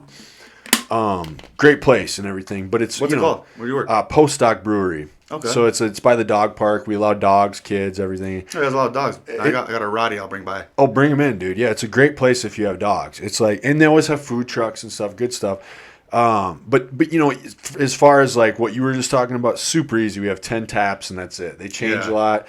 I mean, I guess the thing you have to do there is like learn about the craft beer, the lingo and like what's an IPA, what is this, what's a hazy hoppy IPA, West Coast IPA. It's more hoppy and piney, it's more citrusy and all that kind of stuff, because these people, they're pretty chill where we're at. It's more of a laid back bar, but they're still a little bit lean towards that craft beer where they get really into the beer knowledge and stuff. Well, that's Seattle. That's Seattle in general, dude. How many different microbreweries do you have in Seattle, it's bro? crazy. There's so many like little local breweries that are in all these grocery stores and whatnot. So, isn't it wild, dude? It's a huge industry here. Huge industry here, and that's the thing. A lot of people love. I don't know how it started and how it's grown so much, but people just love brewing their own beer up here, I guess. And I mean, hey, that's a passion of theirs, but I prefer to just drink it. It's not my thing, but I've learned enough to be able to help customers. You know what I'm saying? Exactly. So like, especially when you gotta like, people are like, oh, do you guys have Heineken? It's like, no, but you got to know what beer basically is going to be very similar, the closest thing to Heineken of what you guys got on draft, and you got to be able to make that. Like if they ask me for an amber, I know what's going to be closest. Or they ask me for, like you said, a Heineken, we have a blonde that would be pretty good. Exactly. Like stuff like that. But yeah, it's cool, man. But yeah, before that, I was in a sports bar that was reminding me a lot more of what you were talking about, because it was like madness. It's madness, and it was like split check 15 ways with 15 different cards, and like everybody was ordering and like they had food too, so it'd be like, I want my burger with no onions, add bacon, do this, sub this side, add this side, don't want that sauce, I want this sauce, extra ranch on it was crazy, dude. And you got so good at it, like so fast. The POS system, dude, when you were just behind there and you'd just be clicking all the buttons because you memorize that thing. It's like, because you're behind there. Dude, I was so fast at the POS system back there. Like you said, you're just like click, click, click, click, click, click, click, click, boom, done. And so fast. I don't know how I did it now. Yeah, thinking back. I'd like go back and I'd like to see that POS and see if I still could remember it, dude. Man, I don't know if. I don't think I could. I don't think I could either. Or I'd have to be behind the bar for a little bit before I could get like back into Because now it's simple. It's like 10 beers in it. That's it. You know, you're not even pouring like drinks. You know, like vodka soda or anything like that, which is the most commonly ordered drink, obviously. I worked at Dub Pub for a little bit when I first worked here, and that was like a sports bar, and we did a lot of mixture. That was pretty cool. See, I want to open up like having the experience of working in these bars / clubs, because they're restaurants like during the day, but they close the kitchen at 9:30. Yeah. They clear all the stools out. They clear all like the chairs around the tables, and then their bottle service table. So it converts to a club at 10. Oh, damn. And then bottle service happens, and then all that kind of stuff, and it gets packed like It gets 300, 400 people in the club. Dude, that's a good business too. So, because I mean, I know a lot about like where they make their money, man. It's not off the Tito's. It's not off the bottle service, man. It's off their well vodka. It's off their well whiskey. The bottom tier stuff, you know. Yeah. Like, I think that's most bars, like the dive bars especially, dude. Like, well, that's where your biggest profit margin is. Even the one I had, they had like a gun that like they just press it so that like the pour was exact. Like that's how much, you know, like they're that careful. That luxury. No, they had us do pour tests and everything. But yeah, I was more into the pour test. Like I think that's like not as classy when you go to a place and they push a little button for your well vodka. Yeah, I'm like, nah, just get your bar. That should just be your soda gun. That's all you got to do. You know, it's got all the cranberry soda water, sweet, sour, whatever, all that. But that shit was kind of fun because like those kind of bars. Like the one I worked at, they always showed like the UFC pay-per-views and stuff. Yeah, so like exactly. You knew you were gonna have a great night because for one, you got to see the pay-per-view for free, you know, on tons of big screen TVs. The other thing, it was gonna be fucking packed, so you're gonna make like tons of money that night. Exactly. I kind of miss those days a little bit. Dude. The tip outs at some of those, you know, bartenders, you know, as bartenders that you make in those nights, like even as barbacks, you know. I can't imagine like in Seattle, someplace busy, dude. I always think about that, but I'm always like, God, do I want to go do that and be up till like 3 a.m? No, man, I don't miss that getting home. I don't think I can do it anymore. I don't miss that at all. But like, obviously, some people are, you know, that is their life, and you know, I know. But you're gonna make $600 a night easy. Dude, I know it's crazy. No, I know one girl. I bet they make more, don't they? When was it? 2017 was my last like full year in the industry. Yeah. That's when I was working at Hi-Fi, and every year they have the Waste Management Open, right? It's same as Super Bowl week. Okay. Right, so they host the Waste Management Open golf tournament down in Scottsdale, and it's probably the biggest, you know, 4-day like day party. Like people should not get that absolutely trashed at watching golf, but they make it a party. You know, they do bottle service, all that kind of stuff. So I know this one girl. She worked at the bottle service tent up at the Open, and over there the table minimums were $10K. Right, so think about a 20% auto grad on a 10K tab. That's the minimum. Right, so people that are just balling, you know, how the hell do I work at a place like that? Damn. Right, well, you gotta have fake titties first of all. And you know, you gotta have look hot as fuck. You gotta be able to look good in some lace lingerie. So she worked there during the day, and then tables, because this is the same year that the Super Bowl was in Arizona when Russell threw that pick to the Patriots. Okay. So she worked. Oh no, that was after, way after. Yeah. So, but regardless, she worked that night at Hi-Fi, and there's places like those tables are $5K minimums on the outside, like 7.5K on the inside. You want DJ booth. Holy shit! So her total tip out between the Waste Management Open table that day and the tables that she worked that night at Hi-Fi, I think was around 23K. Jesus Christ! That one night, it took them like. They didn't have enough cash in the safe. Obviously, they made a lot of money, but they didn't have enough cash in the safe, so they couldn't give her like her tip out all at once. They had to do it over a 4-week span. That's insane, dude. Think about making $23K in one night. I would love that. Yeah, who wouldn't? But I mean, honestly, like, I'd love to make that in 1 month, dude. Same. You know talk about that. Like, so shit. Obviously, like some people are cut out for that kind of job just because. You know, they excel at it. You know, they're good at what they do, and they know how to take care of the. Well, it's like she's probably like you said. You gotta have fake titties. You gotta look like this, but I mean, I bet she's good too. Like a lot of those girls, like they get clientele. Good. You know that if they're good to their clientele and they have good service, you know they'll give them like, oh, I love that server that we had last time. She was very attentive and all that kind of stuff. You know, they want that specific server again. Yeah. And so basically they'll just get the work number of the server and let them know when they're going to be coming in for a table. So Yeah, I want her to be there that night. Yeah, so that she'll set it up, and then she'll make sure that she's their server. So then you basically just have a book of clients that are under you that just basically want to come see you and buy a table, and therefore those are your tips. You know what I'm saying? And you know you're going to be making that good money that night. Yeah, That's obviously dope. that was like an exception, but I'm just saying like. But in general, yeah. They.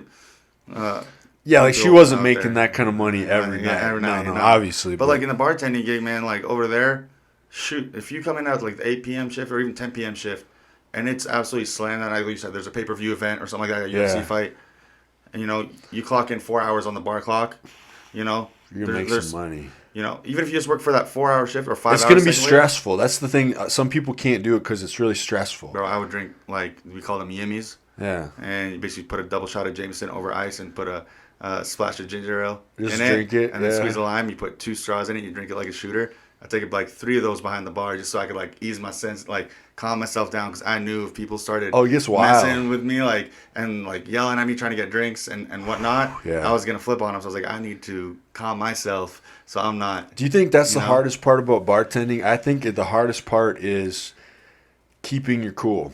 Basically, because it can be high stress and then there can be people that are just not happy no matter what, and they're gonna try to project that onto you and get you pissed off, and you just gotta stay chill. Yeah, you can't let them affect you. It's like I've seen some of my friends behind the bar get pissed off at clients, and they had every right to do so too, because it was like right. I've had to learn over the years how to because I've blown up at people before. Yeah. And it took a few times and then I figured out how to not, take things personal or. It wasn't so much personal. It was more like. Well, sometimes I would say these people actually deserved what I said to them, But like it's not my place as a bartender, and it's like and I'm working for. So I don't want to ever do that to my employer either, because it's like it's his bar, so like it's not my place to like. Even if this person is being a piece of shit, it's not my place to tell them. Like, they're the customer. I'm just going to be like, whatever. Well, to what point, though, are they the customer? Because I've been in situations where someone's racked up, like, a $250 bar tab. They go to close out at the end of the night, and they're the last one in the bar while we're still counting money to out, because guess what? They're on the phone with their bank because their card's getting declined. Oh, no, that would be different. Yeah, that's what I'm saying. Like, I've had to deal with, like, stuff like that where it's like, I need to just chill like, the fuck out. Let the manager take care of this because, and then... Okay, now their card gets approved, and then they sign their check, and it's like, oh, you didn't even leave a fucking tip, and you're acting with $250. Right, so that's... Like, what kind of asshole are you? Yeah, because you were thinking, like, their card wasn't going to get approved, and then all of a sudden you're an asshole to them, and then I'm not even an asshole to them. They're the asshole because they're like, oh, my card's approved now. It's the end of the night. They just signed the check that their card got, approved to have the transaction, but they don't leave a tip. So it's like, then I'd be pissed. Yeah, exactly. So I learned the hard way from that being stumped a few times where people have racked up $100 tabs, $150 tabs, $200 tabs, and didn't tip me. So basically brought it up to the manager so that I wouldn't get frustrated anymore. And he just gave me the green light to every tab that's $100 or more. Put that 20% on. 20% auto grad on it. Just do that. You have to sometimes, dude. You just can't unless, people, there's a lot of times where my boys would come in, a lot of my friends, and I would just I would charge them a penny for the night. But they'd throw me $350 in tips. Yeah, you know what I'm saying? Fuck yeah! Because I basically poured out a whole bottle of Casamigos tequila for them throughout the night and put it on, as a complimentary. But right, we were able to do that too. Like my boss, where I used to work, like he would let us do stuff like that. Like if it was a big group or something, give them some drinks for free. You know what I mean? Like, manager shots or something like that, and they'll take care of you. Yeah. So you got to know, you work it that way, because then you also, even though you split the tips, it helps out your other coworkers too. You know what I'm saying? And it's not like they don't have booze to spare. Like I said, when they used to do the liquor orders, I know how much booze they're ordering. Like, dude, the company worked for called EEG. They store everything at Bottled Blonde, but it was like accessible for the other bars as well within Old Town that were also owned by EEG. So everybody's stock was basically over there. So from their liquor orders, they'd order like 150 cases of Pinnacle vodka in one liquor order. Yeah. Because a lot of those bottles of vodka, they go out to promo. They're making so much profit, aren't they, off those? Oh, my God. So, like, I remember, like, when we did the math, it came out to, like, they were getting their bottles of Pinnacle vodka, like 150 cases for, like, almost $2.50 a bottle. Yeah. And you got to think about, they charge $9 a well drink. Yeah, that's right? insane. One dude. bottle that's for 18 drinks.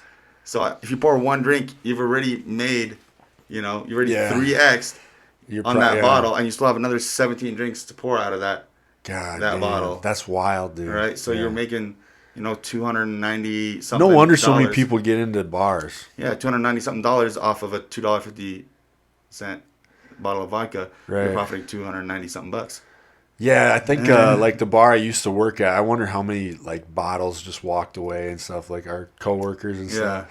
I feel like there's a lot of coworkers that were just like taking shit, Dude, they do inventory counts, so like, and they had cameras everywhere. Like this is a 150, $200 million company. I think even bigger. So they would have got caught. Yeah, 100%. Like there's nothing that goes undetected within that company, man. Like, and they're doing a very good job. EG does a very good job with the way that they set up. That's a good thing. So the place I worked was a little bit like that's the reason they even shut down. There was a lot of theft and whatnot. There's a lot of bad shit going on. Even when I got hired, she was like, because I moved here from Iowa, so nobody knew me here when I started. And when the lady hired me, I was just like, damn, she like does not know like who I am at all. So like it was like she was taking a chance on me just hiring me because like I think she had a lot of shitty people work for her, so she was really defensive. And I was also really desperate to find a decent employee. Right, and so I was like new, thinking like, Jesus, I can't believe she thinks that I would ever be like that. I'm just like this like fresh faced dude from Iowa. Like I've never stole anything in my life. Like, but I was like, oh, I don't know what she's been through. So clearly she's been through some shit. Like, well, exactly. They had a lot of drugs in there. I think there was a lot of like theft and stuff like that. But yeah. So I mean, that can obviously like any night. But so I'm super thankful that I got that job because then it did establish me like. It was so much easier to get the next and the next job because like once you work at a place, you get like people know who you are, they know your character, they know. So then the next job easy, so you'll get a good review, then you can get a job easier. That's how it was with me, going from Whiskey Row to Hi-Fi. Whiskey Row was owned by one company that also owned El Jefe, where I worked at before that, which was also in Old Town right across the street. So they owned both of those clubs, and then but Old Town is like a big square, and people bar hop everywhere, and the rest of the majority of the bars over there / clubs are owned by EEG. So it's like all employees even from both companies all know each other. Even the general managers know each other from different companies because they're all so close. You see each other every Dude, that was probably an awesome gig, really. Well, it's like being in that spot where everybody goes bar hopping, so you know you're going to be busy like every night almost. It was. Majority of the nights, like, it's crazy. Like, dude, we would have, I worked at Casamigos, was my last place I worked, and it's like they had Taco Tuesdays. And then just one Tuesday, it just started to pop off after 10 p.m. I'm like, why are people going out on a Tuesday? Just happened. Yeah. And it just started popping off since this one Tuesday. And it then just became a thing. And then they started doing bottle service on Tuesdays. Yeah, that's wild, dude. You never know like how something like that's going to happen and start. Yeah. And then once it becomes a thing, and then more people hear about it, then more people go. And it's like. But I'm also like, how many degenerates are there in Scottsdale that want to go out on a Tuesday? Well, that's why. Have jobs tomorrow? Yeah, I mean that's just it's just a thing, dude. Like that's why like at bars when they start something like a like a trivia night or whatever, they say like you really got to do it for a number of months before it takes off. You know, like so like at the beginning when you're trying to start or like you're doing a line dancing night or a fucking whatever, like you can't like lose hope right away. You got to like wait for it to become a thing, and once it does, all of a sudden it's like because trivia nights, I remember like the last bar I worked at. It took them a while where it just wasn't happening, and then all of a sudden it was like every Wednesday night was fucking slammed, trivia night, and it's like they're like, "Damn, I'm glad we didn't stop trying to do that," like. No, exactly. Well, think about it. I feel like that applies to any aspect of life. Like, you keep like if you everything we're doing, dude. You got to keep going because it's like it's little by little, and like a lot of times they say just when you think you're like fucked, that's when it starts happening again. Consistency is the biggest key to any aspect if you're trying to succeed at something. You got to consistently be motivated and like active and you got to take the initiative. It's so that don't thing. Give up. It's going back to what you said about action. Yep. And you have to do it whether you feel like it or not that day. Yeah. That's the biggest thing I've learned as I've gotten older is just fucking like having a plan and executing it regardless of emotions. I don't feel good today. I'm sad today. Like, who cares? Do it fucking anyway. Yeah. Do whatever you're supposed to do. Get up and do it the same way you would have done it if you were in a great mood. Like, you just have to do it. No one cares. Work harder. Yeah, I love that. That's like Cameron Haynes, You ever follow that dude? I love that guy. Exactly. No one cares. Work harder, dude. Like, I get so much more value out of that kind of shit as I get older than being coddled. Yeah, I don't want to be coddled. I don't want no, like, sympathy like, or, oh, I feel like bad that he's, no, I'm going to get my ass up every day and I'm going to keep pushing to my goals. Like, I don't need your sympathy, pain. I don't, need you to feel sorry. I don't ever want for that. me. Yeah. Like, no, like, I'm a man. I got a set of balls and I'm fucking going to grab life by its fucking horns and I'm going to fucking take it. I'm going to fucking take it. Nobody's stopping me. And that's the mentality you got to have every day. Like, I don't care if you feel like shit, you feel like you don't want to, you feel energetic. No, if you want something, you're going to go get it. Whether you're feeling extra motivated, whether you're not feeling motivated, whether you have energy, whether you don't have energy, you want something that bad, you want to succeed that bad, you're not going to stop. I love that, dude. That's awesome. Especially when you have a purpose, like we talked about, when you have a goal and you're not just doing it for yourself anymore. Yeah, I think you have to set the goal and find out what it is you want to do and then go do it, and then do it like what you just said. You just have to go do it. Yeah. And you're going to fail. Like, dude, I've hit times in, running this business where I've faced financial crisis moments where I've had to, let employees go short term and then bring them back, when the brand was just starting to take off. Yeah. We're facing some financial issues, and then it's like, okay, that blew over. Now we're in a good spot. Now I can bring you back. If I would have stopped at that point, let that take me over and just said, I'm done with this, if I would have just said that, all those times where you would have said, I'm done with this, that would have been the end of your story. I think that's what you have to do, is just keep going. It's the keep going thing. Like, yeah, because it's like that with like lifting too. I feel like you just have to keep going. Like, you're gonna have bad weeks that are kind of shitty, and like, there have been a number of days where I've just been like, all right, time to go get this workout done with Jordan. You know, because I'm training with him right now twice a week. And it's awesome training with him. Yeah, so he's coaching me. But I know those mornings where you're just like, fuck. Or even after work, I've just been at work for 8 hours and I'm like depleted, dealing with a bunch of stuff, and it's like, okay, I got to nut up and do this, because guess what? I don't train for second place, and if I'm training to win this competition, I know that there's people out there trying to outwork me. Like David Goggins, that dude. No. He's like a Navy SEAL and everything. He wrote a book. He's been on Joe Rogan's podcast, and he's friends with Cameron Haynes, the guy that you just were talking about, and he does I think he had the world record for pull-ups for a while and stuff, and like he does a lot of long distance running and stuff. And he says that too. Like, he says like some days he'll and he runs like every day. Like, he has no day, and he'll stretch for 2 hours every day, no matter what. They said like even when he went to visit Cameron Haynes and his wife, and like they made supper for him and everything, and he had to go do his 2 hours of stretching, and Cameron's wife's like, oh, just take it off tonight. You're here visiting. He's like, oh, no, I do this every day. You don't get it. But like he said, like he'll get up in the morning to run, and he's running like, I don't know how many, like hundreds of miles. So I don't know how many miles he does a day, but it's like way more than the average person. But he said some days he'll get up and stare at his sneakers for like a half hour before he can get himself to actually put them on and go, but he still goes.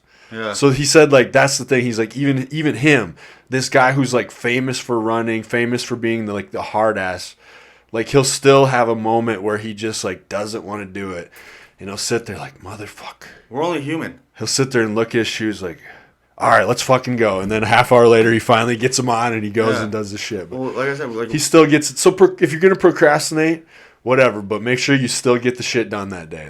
But that's the thing. You don't want to get to that level of procrastination, because then your day's over. Discipline, that's what I'm saying. That's the other thing about procrastination. It's like, now I procrastinated too late and I got to go to work and I just missed my lift. Yep. So you can't really procrastinate too long. No, you can't, and that's what it comes down to. Like I said, your discipline. Procrastination is going to kill that discipline that you've been building. Yeah. Especially that mental discipline. That's the hardest part. The physical discipline is easy. You can push your body to limits, but the mental barrier is where it comes in. Right. I know you, like, let's say, for amazing example, yesterday I was doing chest with Jordan, and he had me just burn out with push-ups. Yeah. And I got to 25 after a full chest, and my arms were shaking on this last one. We were going to failure on this set, and I knew, I was like, I could just give up right here. But he's there pushing you. It's not even that he's there. It's, you knew you could do more. I was like, I'm up. That was a rep.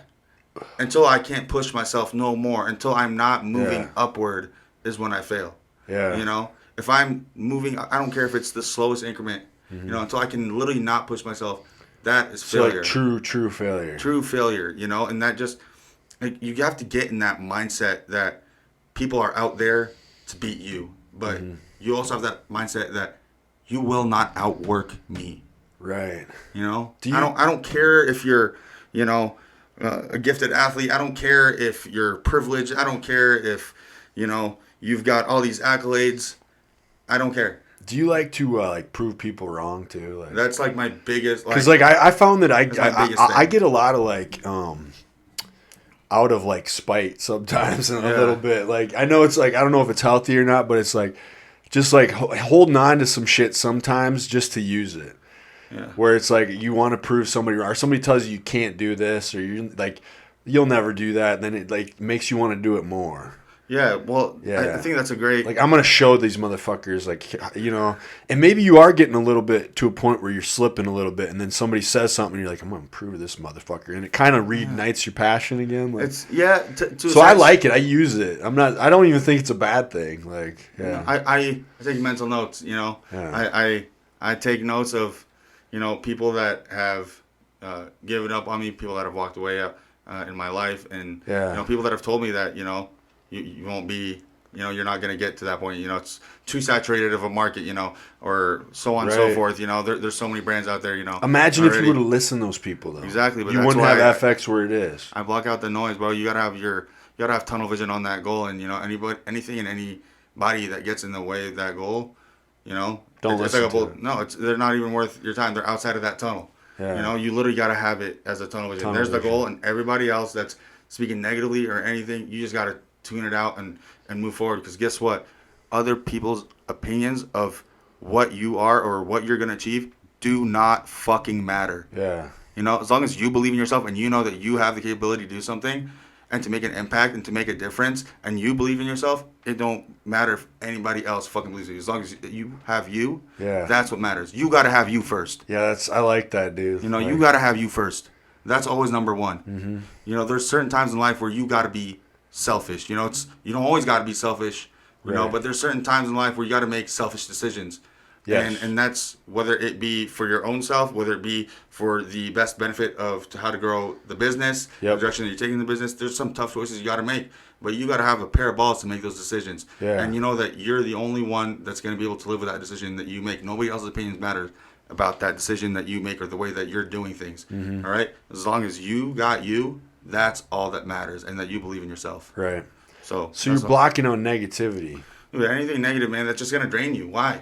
So, like, was there a lot of that with, like, supplements where, like, people have told you shit like that? Like, oh, this industry's way too saturated? And like, people have told me that my product formulas aren't good and all this stuff, and it's like, okay, well, you know what? But look where you're at now if you would have listened to those people, like... Exactly, especially from our current brand. Like, people didn't know what the brand was, you know? And it's like, well, guess what? People are going to know what the brand does. And then we took initiative and did a rebrand, and now people know what the brand is, you know? And it's just like, I don't care if people don't know the brand. They're going to know the brand. Right. Whether you think they're going to know the brand or not, they're going to know it's one way or another. It's going to happen. Whether you like it or not, it's going to happen. Because I think that, too, like, even, like, doing this podcast, it's like, I could think of it that way, like, well, it's totally oversaturated with podcasts. There's, like, so many millions of them, but I'm like, who cares? Just do it anyway. Even say this podcast never becomes anything big. Like, I still just learned a bunch of shit. No, yeah. You know what I'm saying? It's like, it's for your own knowledge, you know? Yeah. Now you know how to set all this up. You have this skill set of, you know, how to set up a proper podcast, how to run a podcast, you know, and all this kind of stuff. And so that can be applicable to, you know, future things, you know, that but it's kind of like, why listen to that shit? Like, who cares if a bunch of other people are doing them? Like, I bet I can be better than a bunch of them. You know what I'm saying? So it's like, I don't care that it's saturated. I'm just going to do it anyway, like, because I want to do it. It's like, you know what I mean? It's like, yeah. That's the way I go about life, you know? It's like, so yeah, to answer your question, there's a lot of, I do want to prove people wrong, but not in a spiteful way. It's, I'm more going to prove you wrong, and I'm going to make you regret ever walking out. Well, and a lot of that shit has to do with, like, the person, right? So, like, where's their headspace at? Are they somebody that's, like, literally giving up on all their dreams? So, of course, they're going to think like that. They're going to be telling you that because they're scared themselves. Exactly. So, like, they see you, and you're not scared to go risk and try and be ambitious and try to do something. And they're like, oh, no, you can't do that. That's too dangerous. So then they tell you like, oh, man, that's too saturated. It's not a good bet. You shouldn't do it. Exactly. But it's more about their fear than it is about anything else. They're trying to project their worries and their fears onto you. And so what you're saying is you're just like you're not accepting that. No. You know what I'm saying? You're just like rejecting their fears. That's literally what someone could say something to me, I'll be like, cool. Cool. And literally I can keep walking and not turn my head or think twice about it. Be like, that's a superpower, dude. Yeah. You know, like that didn't matter. Okay. Like that doesn't matter. Who the fuck are they for my opinion to care about? Well, you know, what they gotta say about what I'm doing with my business or my life or right. You know, the way I'm approaching things. You know. I think that's valuable for anybody listening that's trying to do anything. You know. Same with like bodybuilding. Like, oh, you can't do that. Well, you know. Oh, you're not gonna be able to. I don't even think he'll place. You know, in first call outs in his class. Well, watch, motherfucker. I'm gonna take the fucking sword. Yeah. You know, that's like the attitude that's what you gotta have, yeah. And you can't, you know, and you really gotta stand by it though. There's a lot, like I said in the very beginning, there's a lot of people that talk but don't walk the walk, and their actions don't follow. Well, you have to put the work in though. Yep. Exactly. Otherwise, you're just like delusional. Yes. 100%. So if you're just talking and talking, like it doesn't matter. So and also, I think you know when you're not putting the work in because you feel like shit. Yeah. At least, so like I feel like I'll start feeling like shit about myself, and it has nothing to do with anybody else.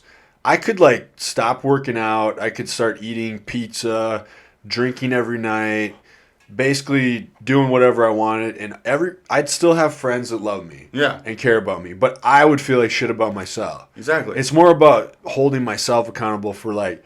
So it's not always about like trying to impress other people. It's like I know if I'm not living up to my potential or putting the work in, I start feeling like shit. Yeah. And I don't want to feel like shit. I want to be.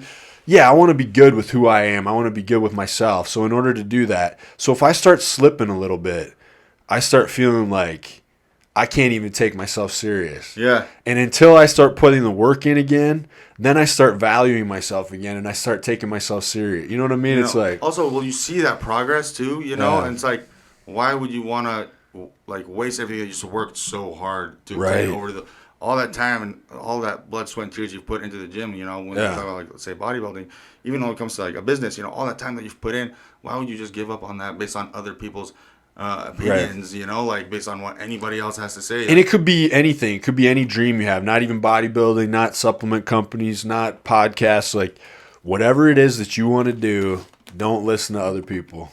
You know, it's like believe in yourself, man. Like if you want to be an artist and draw shit and put it on Instagram or whatever you want, whatever it is, just go like do it. You know, the biggest thing, people are scared to take that risk of leaving something that they already have that's secure.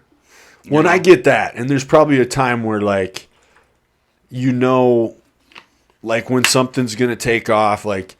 I'm not saying they should quit their day job and not pay their bills or anything, but like, it's like The Rock always says that thing. Like, if you're working a 40-hour work week, but you're not putting in any time after that to like towards your goal, what the fuck are you doing? No, 100%. You know, because you still have plenty of time. You know, there's plenty of time, and it's, you know, if you want it bad, you're gonna put in all the work you can and all the energy you can into achieving, you know, that goal that you have set to yourself and for yourself. And so, like, that's really what I feel is the biggest thing, is that a lot of people are afraid to make that jump because of the risk, but also because they don't fully believe in their potential. You know what I'm saying? Yeah, like, they don't actually believe in themselves. Yeah, they can be secure with, say, $150,000 a year salary working as, you know, a web developer or for Google, let's say. Yeah. You know, but they have this idea that they know could generate a startup company millions, and they could be much better off, but they're too scared because they don't know if it's going to go the way that they plan it to go. There's a lot of uncertainty around it, right? So they don't want to take the risk. They don't want to take the risk, and they just stay where they're secure, where they're making that salary. But really, a salary, you know, and I read this somewhere, and it's literally, salary is what companies pay you to make you forget about your dreams. Yeah, it's like they say it's like a pill that they give you to make you forget. And when I read that, I really resonated with that, because it's like when people get content with the money that they're making somewhere that they are working, when they're working for someone, you know, they're like, oh, I'm living a good life. Okay, everything's great. And they kind of, okay, yeah, I can live like this, and they become content with themselves. Well, the biggest thing is never being content with where you currently are and always wanting to evolve.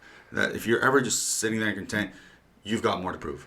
Well, that's like they say, one of the worst drugs there is comfort. Mm-hmm. Because it's so addicting. It's very addicting, but you have to become uncomfortable to grow. Exactly. It's when you're put in those uncomfortable situations, where you're feeling super uneasy about things, that's basically like, you're being pulled back like an arrow, ready to just slingshot you forward. You know what I'm saying? You're gonna boom. When I start feeling too complacent, too comfortable, and I start going too easy on myself, that's like when I feel the worst about myself. I start getting this just contemptuous feeling, and that's what pushes me to I just start feeling like shit about myself. I'm like, you fucking, you're being weak. You're being you need to. And then if I start putting in the work again, I start feeling good about myself. 100%. You know what I mean? It's like I talk to myself mentally too.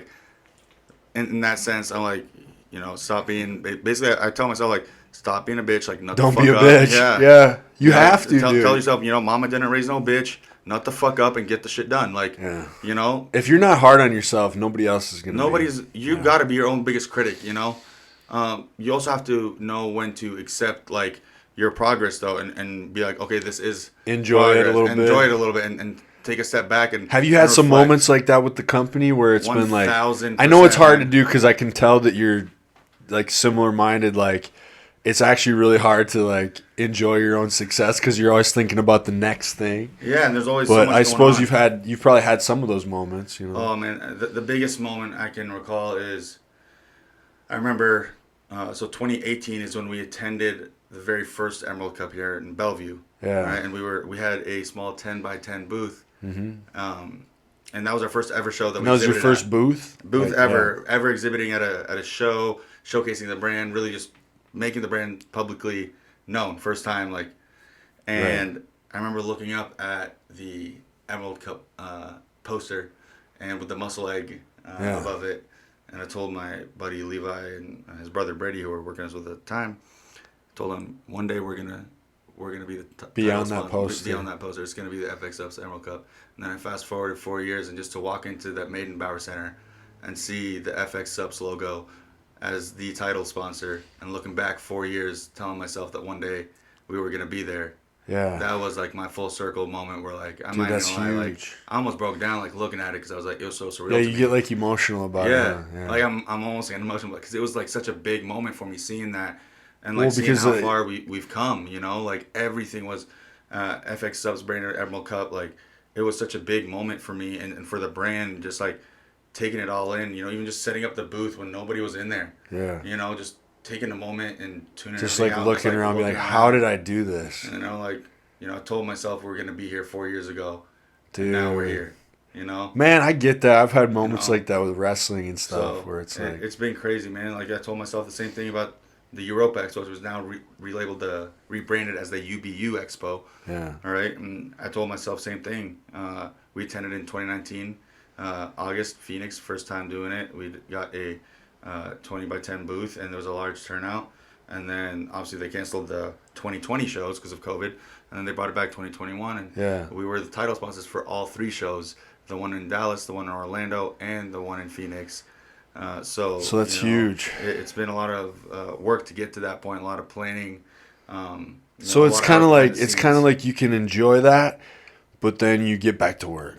Yeah, right? So you enjoy it, but there's a little bit you can enjoy when you're there, because you also gotta make sure everything's running smoothly at the booth. People are in their positions. People aren't on their phones slacking off. They're engaging with people that are coming to the booth and talking to them. You got to oversee everything. Well, so that's kind of what it was like in wrestling when you'd have a really, really good match. It was kind of you had to learn that too, and our trainer would kind of teach us that sort of in a way. It'd be maybe you just had the best match on the card, and and then you and your opponent, you go backstage after and you're talking about it because you're amped up about what you just did, and it's but you only want to do that for a minute, and then you want to put your focus back on your friends who have a match coming up next, or that it was kind of basically an unwritten rule. It's oh, they're beating each other off over how fucking good their match was. That would be looked down. It's so you can enjoy your success, but then don't fucking be so full of yourself. Yeah, because then it's like, okay, now I'm going to watch the other guy's match. You know, like, it's not always about, you know, like, I don't know. It was just kind of looked down on if you were just kind of like jerking yourself. Oh, I'm the best fucking match. That was the greatest thing. No, I get what you're saying. You know, but, and also, like, yeah, it's just hard to, like, I think it's good to stop and appreciate things that you've done, but you just, like, as someone that's, like, never satisfied, always wanting to grow, always wanting better, always wanting to do more, you only appreciate it for that little bit. And they're like this, and it's probably really emotional, like you said, because I know it. Stuff gets like that, man. Yeah. Like I even said, like today when I was in the body shop looking around, I got a little bit emotional. Like this place is like home. 2 years, like home. Like I was like, God damn, I can't believe, you know, like. But it's like then you want to move on, you know, like you just on to the next thing, exactly. Yeah. And that's the thing, you know, you can't be like you said ever really satisfied because you know you can always be better, you know. Right. Like you're not there, but that's like. The biggest thing is like not having and being too satisfied is the same thing as being complacent. Exactly, and that's when somebody can knock you down. Yeah, you know what I mean? Said, like talking about your match and like how good it was and everything.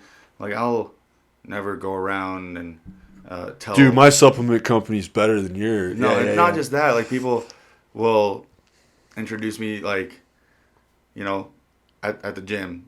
If Jeff's introduced me to someone, he's like, yeah, he's the owner of FX Subs. But like, if I'm meeting people. I just tell them I work for a supplement company because I don't want that image, you know. I don't want. You don't want to walk around like a big ego. Exactly. I tell people I work for a supplement company, or you know, I manage a sports nutrition supplement brand. I'm the brand manager. Yeah. I'll never say like directly to them. Obviously, it's in like my Insta bio. You know, co-founder of FX Subs. But if I'm meeting them in person, they don't have. You know, we're not friends on social media. We're not. Yeah. I don't have that ego of where I own my own like business, you don't walk into a place and be like, hey, I'm a supplement company owner. No. Like check me out. Yeah. No. It's like you just what I do. It's called like, being humble. You know, it's like you know, and it's like when especially it's like I'm meeting people the first time, you know.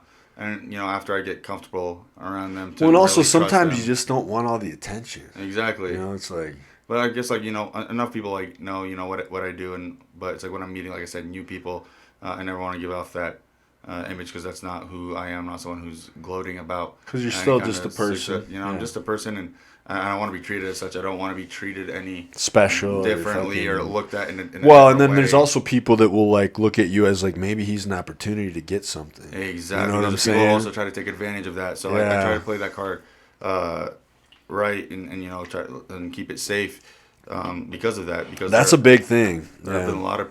I have seen that happen before, and you know, I've dealt with athletes before that have not been so genuine before, and you know, they're not a part of the FX family anymore, and you know, like I said, we don't burn bridges. You know, I wish them the best in their endeavors within the industry and within the sport of bodybuilding, but you know, our values just didn't line up, and that was that. But I never tried to give off that ego or that, you know, I'm better than anybody else because, you know, at the end of the day, I'm still just a human who we're all just people at the end of the day. I live and breathe the same air you do, you know. I eat the same food you do. I work at the same gym you do, you know. Yeah. And, you know, I exercise. I live just like any other normal average person. Yeah, I'd say you're pretty down to earth. You know, I'm not trying. So I'm not going to be that person that's going to try to glorify myself or anything of that sort ever. And it's kind of like, it's funny because when I said one time when Jeff introduced me as like the owner, it's like, and I think Kim did it one time too. You know, you're just like I work for it. Like I don't know, like I don't know. I just it's not that makes me easy. It's like I blushed. You know, like don't like yeah. I guess like okay, yeah, you can. I'm just a guy. Yeah, I'm just a guy. Yeah. Like you don't really gotta call me. Chill out. It's cool. Yeah, I'm just a guy. I'm not trying to be special or anything. Exactly. Yeah. So that's why I'm just trying to. It's like I'm trying to be successful. I have this passion for something, but I don't. I'm not trying to like do it to like be better than you or have clout or like you know. I get what you mean. Mine, you know, I'm doing this business because I truly want to make an impact and a difference. You know, in the way athletes are receiving their nutrition and the supplements. And it goes all the way back to when you first started lifting and you had like passion for this stuff. Exactly. Right? So it all ties in full circle from back in when I started lifting in 8th grade until now, man. Like, well, people told me that I was. It is pretty dope because like supplements are like when you're into lifting, they're like exciting, dude. Yeah, you get to see what like different stuff is in there. I remember like being like living with my buddy, and we'd go to like GNC, and like now I look back thinking like, oh my god, so much of that shit is bullshit. Like, dude, trust me, GNC, I know, dude, like the it's bad. you go in there, they try to push their GNC Waybolic Extreme 60 on you more. Dude, than I kind of anything want else. some of that. There you go. Some Grizzly. Yes, sir. Yeah. There you go. Back in the day. Back in the day. So, are you trying to quit this stuff? Not anytime soon, man. It helps. It helps me with a lot when I'm, I get stressed a lot at work. There's a lot of moving parts, especially when you're a young brand. And you're growing. There's ever shifting parts, and there's. So it just helps me calm down and help relieve that. I used to love chewing. They do make this one product, like I was telling you, Cowboy Cerrone. Yeah. It's called Black Buffalo. And I did order some, and they have like dope flavors. They have like wintergreen, mint, there's a blood orange, some other ones too. Have you ever tried that citrus skull? I've never tried it. Oh my god, that actually tastes like citrus, like you know what I'm saying? So like, It's I probably think that good, was dude. It was good, but I feel like if you're Skull accustomed to Straight. wintergreen.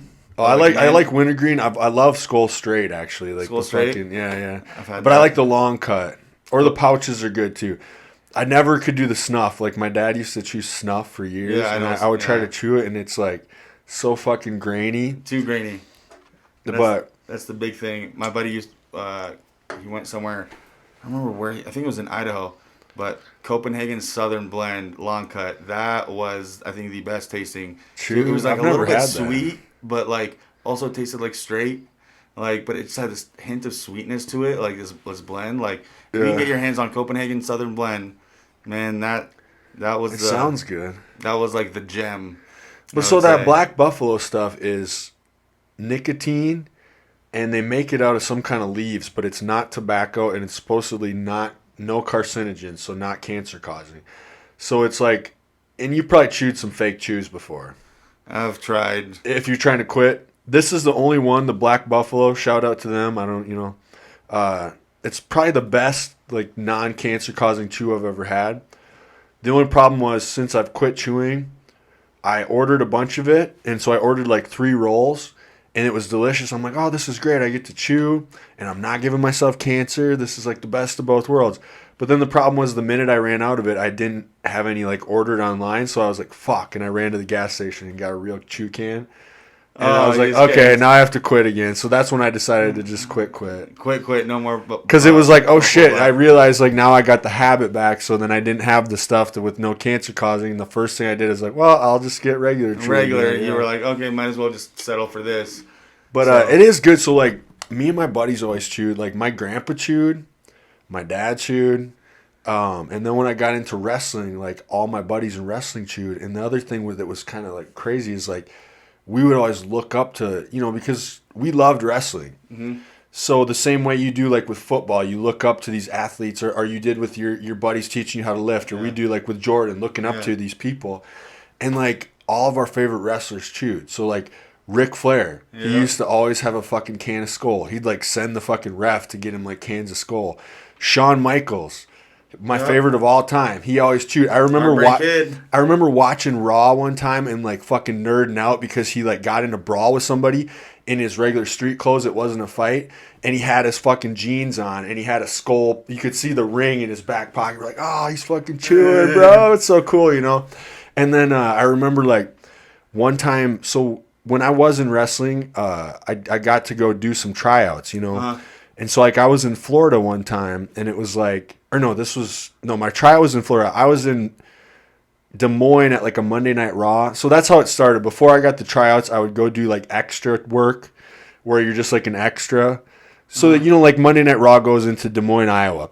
They might need some extras for like whatever, a scene or something where they need people to get beat up or they need people to play security guards. So they'll hire a bunch of like local wrestlers and they'll give you like $200 and bring you as an extra. And when you go in as an extra, you're like backstage. You just get to be like back in catering with all the wrestlers, at Monday Night Raw. And so like we're down by the ring, and they would kind of like before the show they might pull you in to like check you out, like because they're always looking for people. Yeah. So like they had it. I can't remember. He was a really short guy, but So one time I was there, and I'm like standing around the ring, and there's like a chew bottle, like a spitter bottle, sitting on the thing. And someone's like, "Oh, that's Randy Orton's," and I was like, "Whoa, Randy Orton chews too." I'm like, "That's so dope," like. And so then we were like back. I don't know. It was just like, I don't know. My point is like, you look up to your heroes, you want to do like them, even if it's a bad habit like this shit. Yep. But it was like cool. I don't know. Like, so I have mixed feelings about it because it's like I still love it. For me, nobody in my family chewed, and nobody that I really looked up to chewed. It was more just all the kids on the football team chewed, and then that's how I got into it. Starting at like the age of 13, so I got into it real young. But that's because like nobody, couldn't smoke, and we didn't drink obviously at that age, and they just wanted to find a way to get a buzz, and so that was it. Like, the buzz is great. I'm feeling it right now. Yeah, because I don't chew. So like, I always think it's better than smoking because it doesn't like. You don't get that nasty smell, and like I don't know if you've ever made out with a chick that's been smoking or like it's like. Dude, my very first ever girlfriend smoked cigarettes, and honestly, like I didn't like. It was. It's not great. It's not great. Trust me, man. And thank God I got out of that relationship. I was only 21. When I started, and 22 when it ended. But regardless, like I never found like smoking like that was just something that was a huge turnoff for me, just because always that lingering smell too. Like it's always, dude. We used to like I smoke weed all the time. Like I don't care. But but weed doesn't have that weird smell. Exactly. So like we used to go it's got a great smell. We used to go driving around in my buddy's parents' van, and they both smoked, and like the whole thing you could just smell it. Right. There, That's the thing. Like that like she would always like go outside like balcony and like be courteous. She wouldn't like smoke inside or like smoke if I was in like the car with her or something like that. But that was just like I don't know. It was very. It's almost like a no. Yeah. It was almost like okay. Well, nowadays nobody smokes, so it's like if they do, it's a vape. Yep. Exactly. And so I wish you would have done that instead, but it doesn't mean I would have stayed with her. That's for damn sure. Dude, this is literally making me buzz right now. That's because I haven't done it so long. Hell yeah. I wish I could still feel a buzz off one pouch. You don't feel shit probably. No, bro. You have to put like 3 pouches in. Exactly. You got upper lip, lower lip. Like, do you ever get like a raw spot and you got to move to the other? Yep. Yeah, that's how I get raw spots a lot because I go through probably a can and a half of pouches a day. Damn, bro. You ever gonna quit? Someday. Down the line someday. It is an expensive habit because even since I moved back up here to Washington, like when I used to live in Arizona, it was like $3.50 a can. You come up here, bro, it's like is it $10? $7.80 to like $8. Yeah. Like I'm paying 17 something. Over in Woodinville by the office, I'm paying 17 something for 2 cans when I used to pay $7 for 2 cans down in Arizona. So damn, it's an expensive habit. So I do have to stop at some point. I would say sooner rather than later. But I bet you will in the next 5 years at least. Yeah, I can see within the next 5 years. Yeah, unless like that's just like your lower jaw's about to. I'll be like, okay, I'm quitting. Oh, now. Dude, that's the scary part. Yeah, that's the scariest thing. So I was gonna say like I've always thought it's better than smoking because like it doesn't really to me it tastes good. It's like I know girls they find it kind of gross sometimes. They're like, dude, when we were in college, we'd fill like fucking milk jugs full of spit. Yeah. We'd sit there playing like PlayStation and we'd fucking pass it around and spit in it. And then it'd be like, oh, we're having a party. There might be like, girls coming over or whatever. Like, get rid of and we're like, oh my God, this is disgusting. We need to clean the whole place. And like, but I'll never leave spitters lying around. I've learned that the hard way. I've had shit stained before. I was like, dude, I've drank it. You ever drank it? No.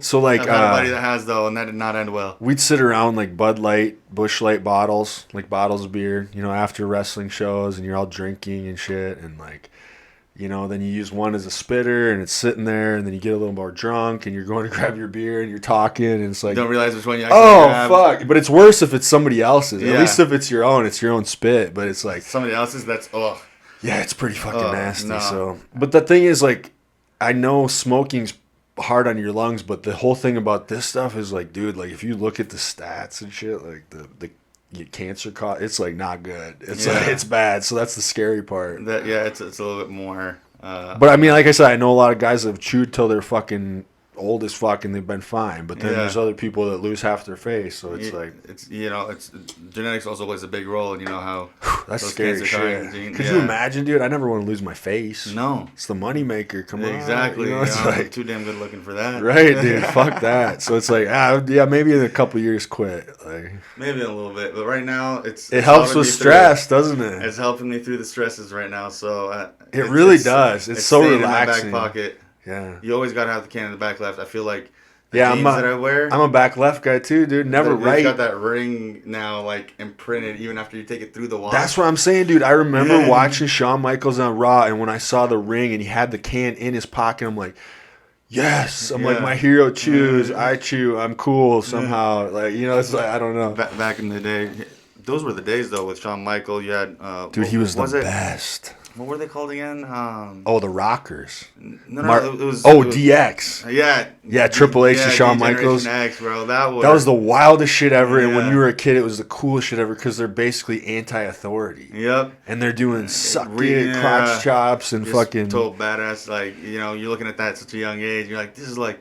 But now when you look at that as adult, be like, dude, they were wild. They were wild, dude. And I'm saying wild even to like today's standards because that was during the like late 90s, early 2000s when TV was pushing the boundaries because we had just come out of a very like 70s was pretty wild. There was a lot of crazy shit. And then 80s was very cartoonish. Yeah. And not just in wrestling, everything. Think about like all the fucking cartoons and movies, Back to the Future. Yeah. Over the top, colorful, very cartoonish. And then 90s was when shit started getting real. And TV started pushing boundaries. Like, it's like the first this on TV, the first this, the first, and then they started getting success with that. And you go back and watch some of that DX stuff now, it's like, that was on fucking national TV. Like, how did they get You had freaking 5-year-olds watching Shawn Michaels telling people to basically suck his dick on live. And if you watch, like, as an adult now and you go back, because some of the stuff you didn't even get as a kid. You just thought, this is fun, they're going suck it. But you watch now, you're like, holy shit, like the sexual innuendo and shit. And they're talking about that. Like, it was funny, dude. When you go back, I think not just in wrestling, when you go back and like watch old movies, that you haven't watched in a really long time, dude. And you pick up a lot of shit that you didn't understand back the first time you first watched it. Like, and you pick up on all these other jokes and like you said, sexual innuendos and like, even cartoons from when we were kids. Like some of it, you're like, holy shit. Like, how did this pass? I keep seeing shit on Instagram, like they're showing like old Looney Tunes stuff, and you're like, that was in Looney Tunes? Disney like, and holy stuff shit, like that. Dude. Yeah. So, no, I definitely feel you. But you definitely, when you go back and watch those kind of things that you watched way back, when you were younger, and you watch them now in this day and age, you've matured and grown a lot more to where your understanding is, a lot better. And so you watch these things, and you're like, holy shit, thank God I didn't understand what this was back in the day, because this would have traumatized me, I think. Right. At this point, like imagine 5 years old and now, you have a 5-year-old kid, a 5-year-old son, and he's watching Shawn Michaels, telling people to suck his dick on live television. Next thing you know, he's out in recess going up to little kids fucking doing the same damn shit.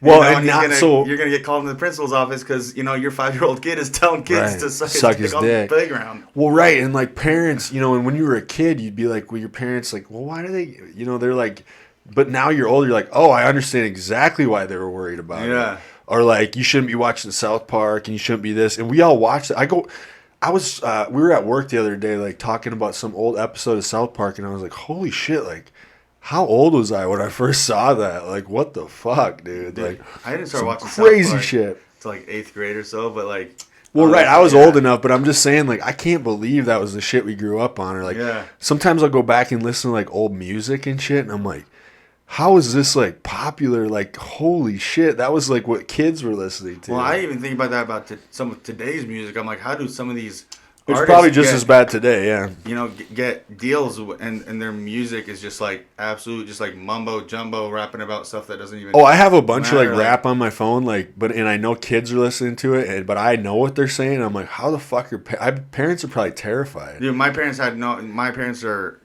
foreign, Lebanese. Was it strict? Not in a sense that I really don't think like they didn't shelter me very much because for my 5th grade Christmas present, I remember I got a CD player, and get rich, die trying, explicit version. I don't think they even knew what explicit meant. Yeah. You know, being well, dude, if you go to school and you so, had the fucking edited version, you were lame. Yeah, and so you like, had to have that. You had to have the fucking CD with the explicit. Right? It even became like that's what's so funny about that. That like Tipper Gore's wife was the one that pushed for that. Mm-hmm. So like Al Gore. Al Gore's wife. So Tipper Gore is Al Gore's wife, and she's the one that like fought for that with the Parents Music Resource Center, so PMRC.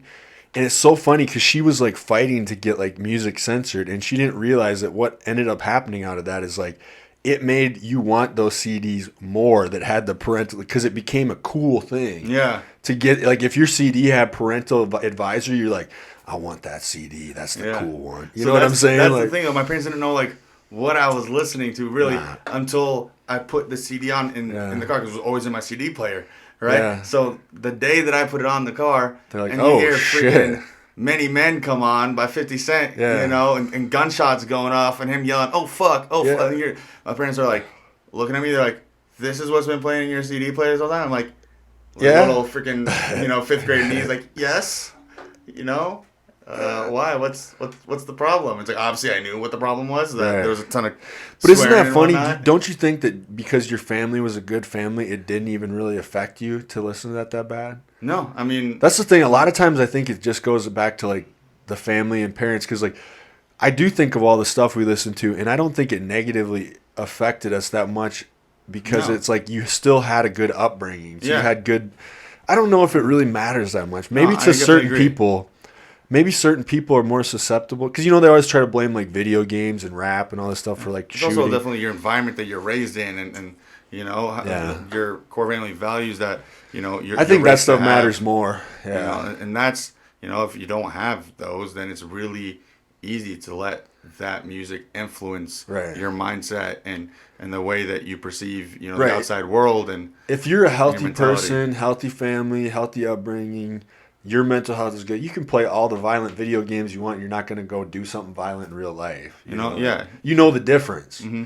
That's what I feel like. Maybe not everybody. I don't know. Everybody's entitled to their own. But I can agree to that. You know, not all video games are going to make people want to be violent and stuff like that. At the end of the day, you know, you're a person who can make a conscious differentiation that, hey, this is just a video game. It's not reality. You know? I'm watching a horror movie. I know it's not reality. Exactly. Therefore, I'm not, You know, if you're able to have that mindset and able to differentiate through, there's a lot of people, though, you said that I think some people are more susceptible to that shit, though. Yeah, because they get so drawn into it and, you know, it lets them, they let it consume their life in a sense and their mindset. And everything starts revolving around that and that could be dangerous. That's the dangerous part, exactly. So also limiting, you know, exposure. If you know someone's in that kind of mental state, and limiting exposure to those kinds of things would be beneficial to them. But like you said, if you're, you know, good family upbringing, you've been in a good situation and all that kind of stuff. And you want to go watch South Park, it's not going to be that big a deal. Yeah, you still know not to say the F word in front of grandma. You're good. Exactly. Like, you know, like,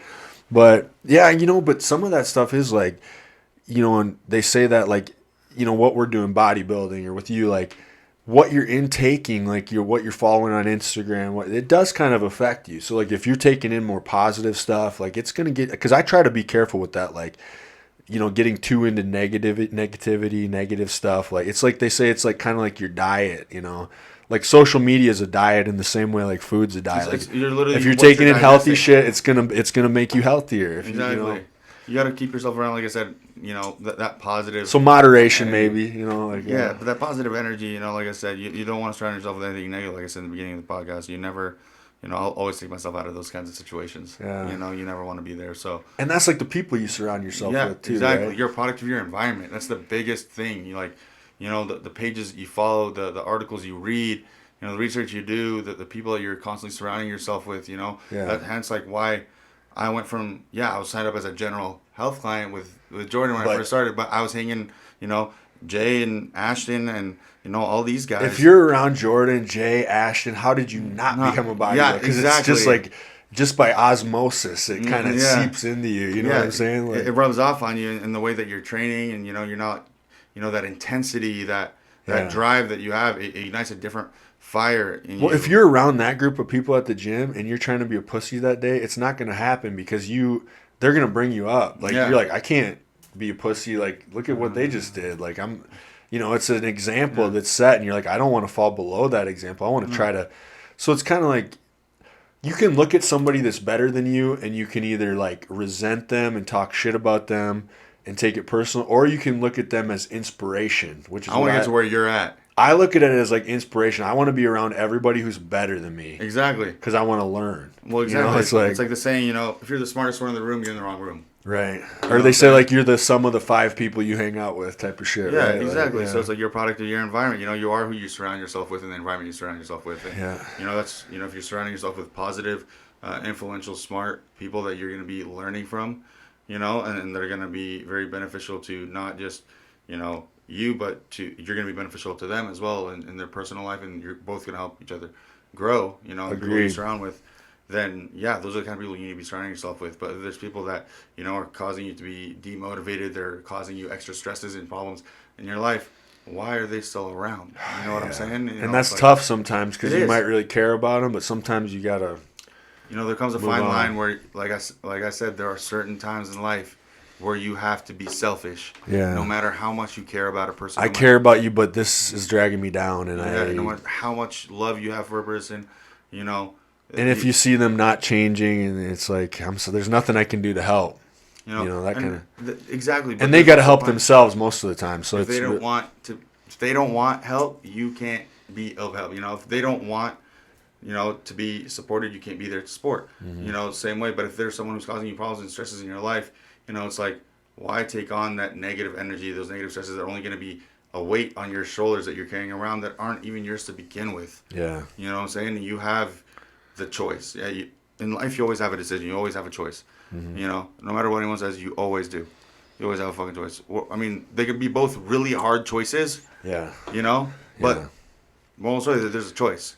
And sometimes the best choice is the hard choice, right? Sometimes the hardest decision to make is the right decision. That is correct. And, sometimes you have to be able to live with that, knowing you made the right decision, no matter how bad it's going to hurt you, how bad you're going to feel about it, how much pain it's going to cause you, or how much joy it's going to cause you. Like, if it's going to bring you joy knowing that you made that right decision, then, go for it. But if you need to make a decision that you don't want to make but needs to be made, you have to be able to make that jump, because at the end of the day, you gotta have you.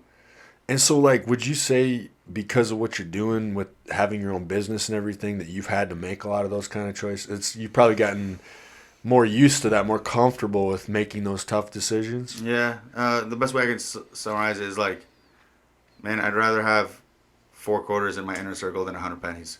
Yeah, that's the best way I can put it, man. It's like, there have been tough decisions, like I said, that I've had to make. Tough calls, yeah. Tough calls, not just with the brand, but within my own life and people within my life. Yep. That, I had shared, many experiences and amazing memories with, but they don't suit where I'm trying to go. Maybe you've even outgrown them. Yeah, exactly. Yeah, that happens too, man. And you start to drift apart because they're not willing to grow and evolve. In their own sense, they're stuck in their same routine. They're stuck in a loop.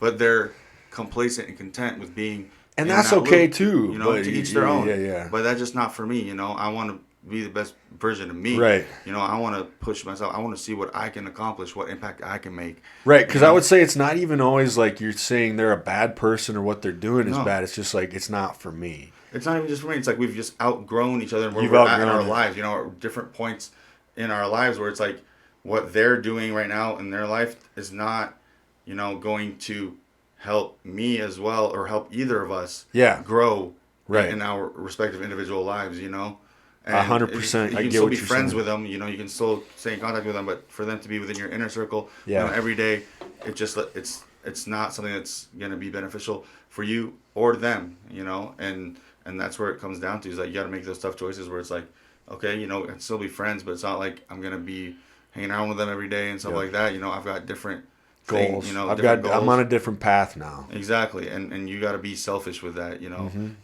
That's protecting your energy too. Mm-hmm. And like they always say, it's like the power of saying no. Like, hey, this isn't. It's kind of like me. A lot of things I try to do, if it's not going towards one of the goals that I'm working on, I tend to say no to it, because it's like I feel like I just don't have time for that if it's not aligned with what I'm trying to do or my values or where I'm trying to go. Like I'd love to, but I can't. Sorry, like so. Yeah, you have to get good at saying that.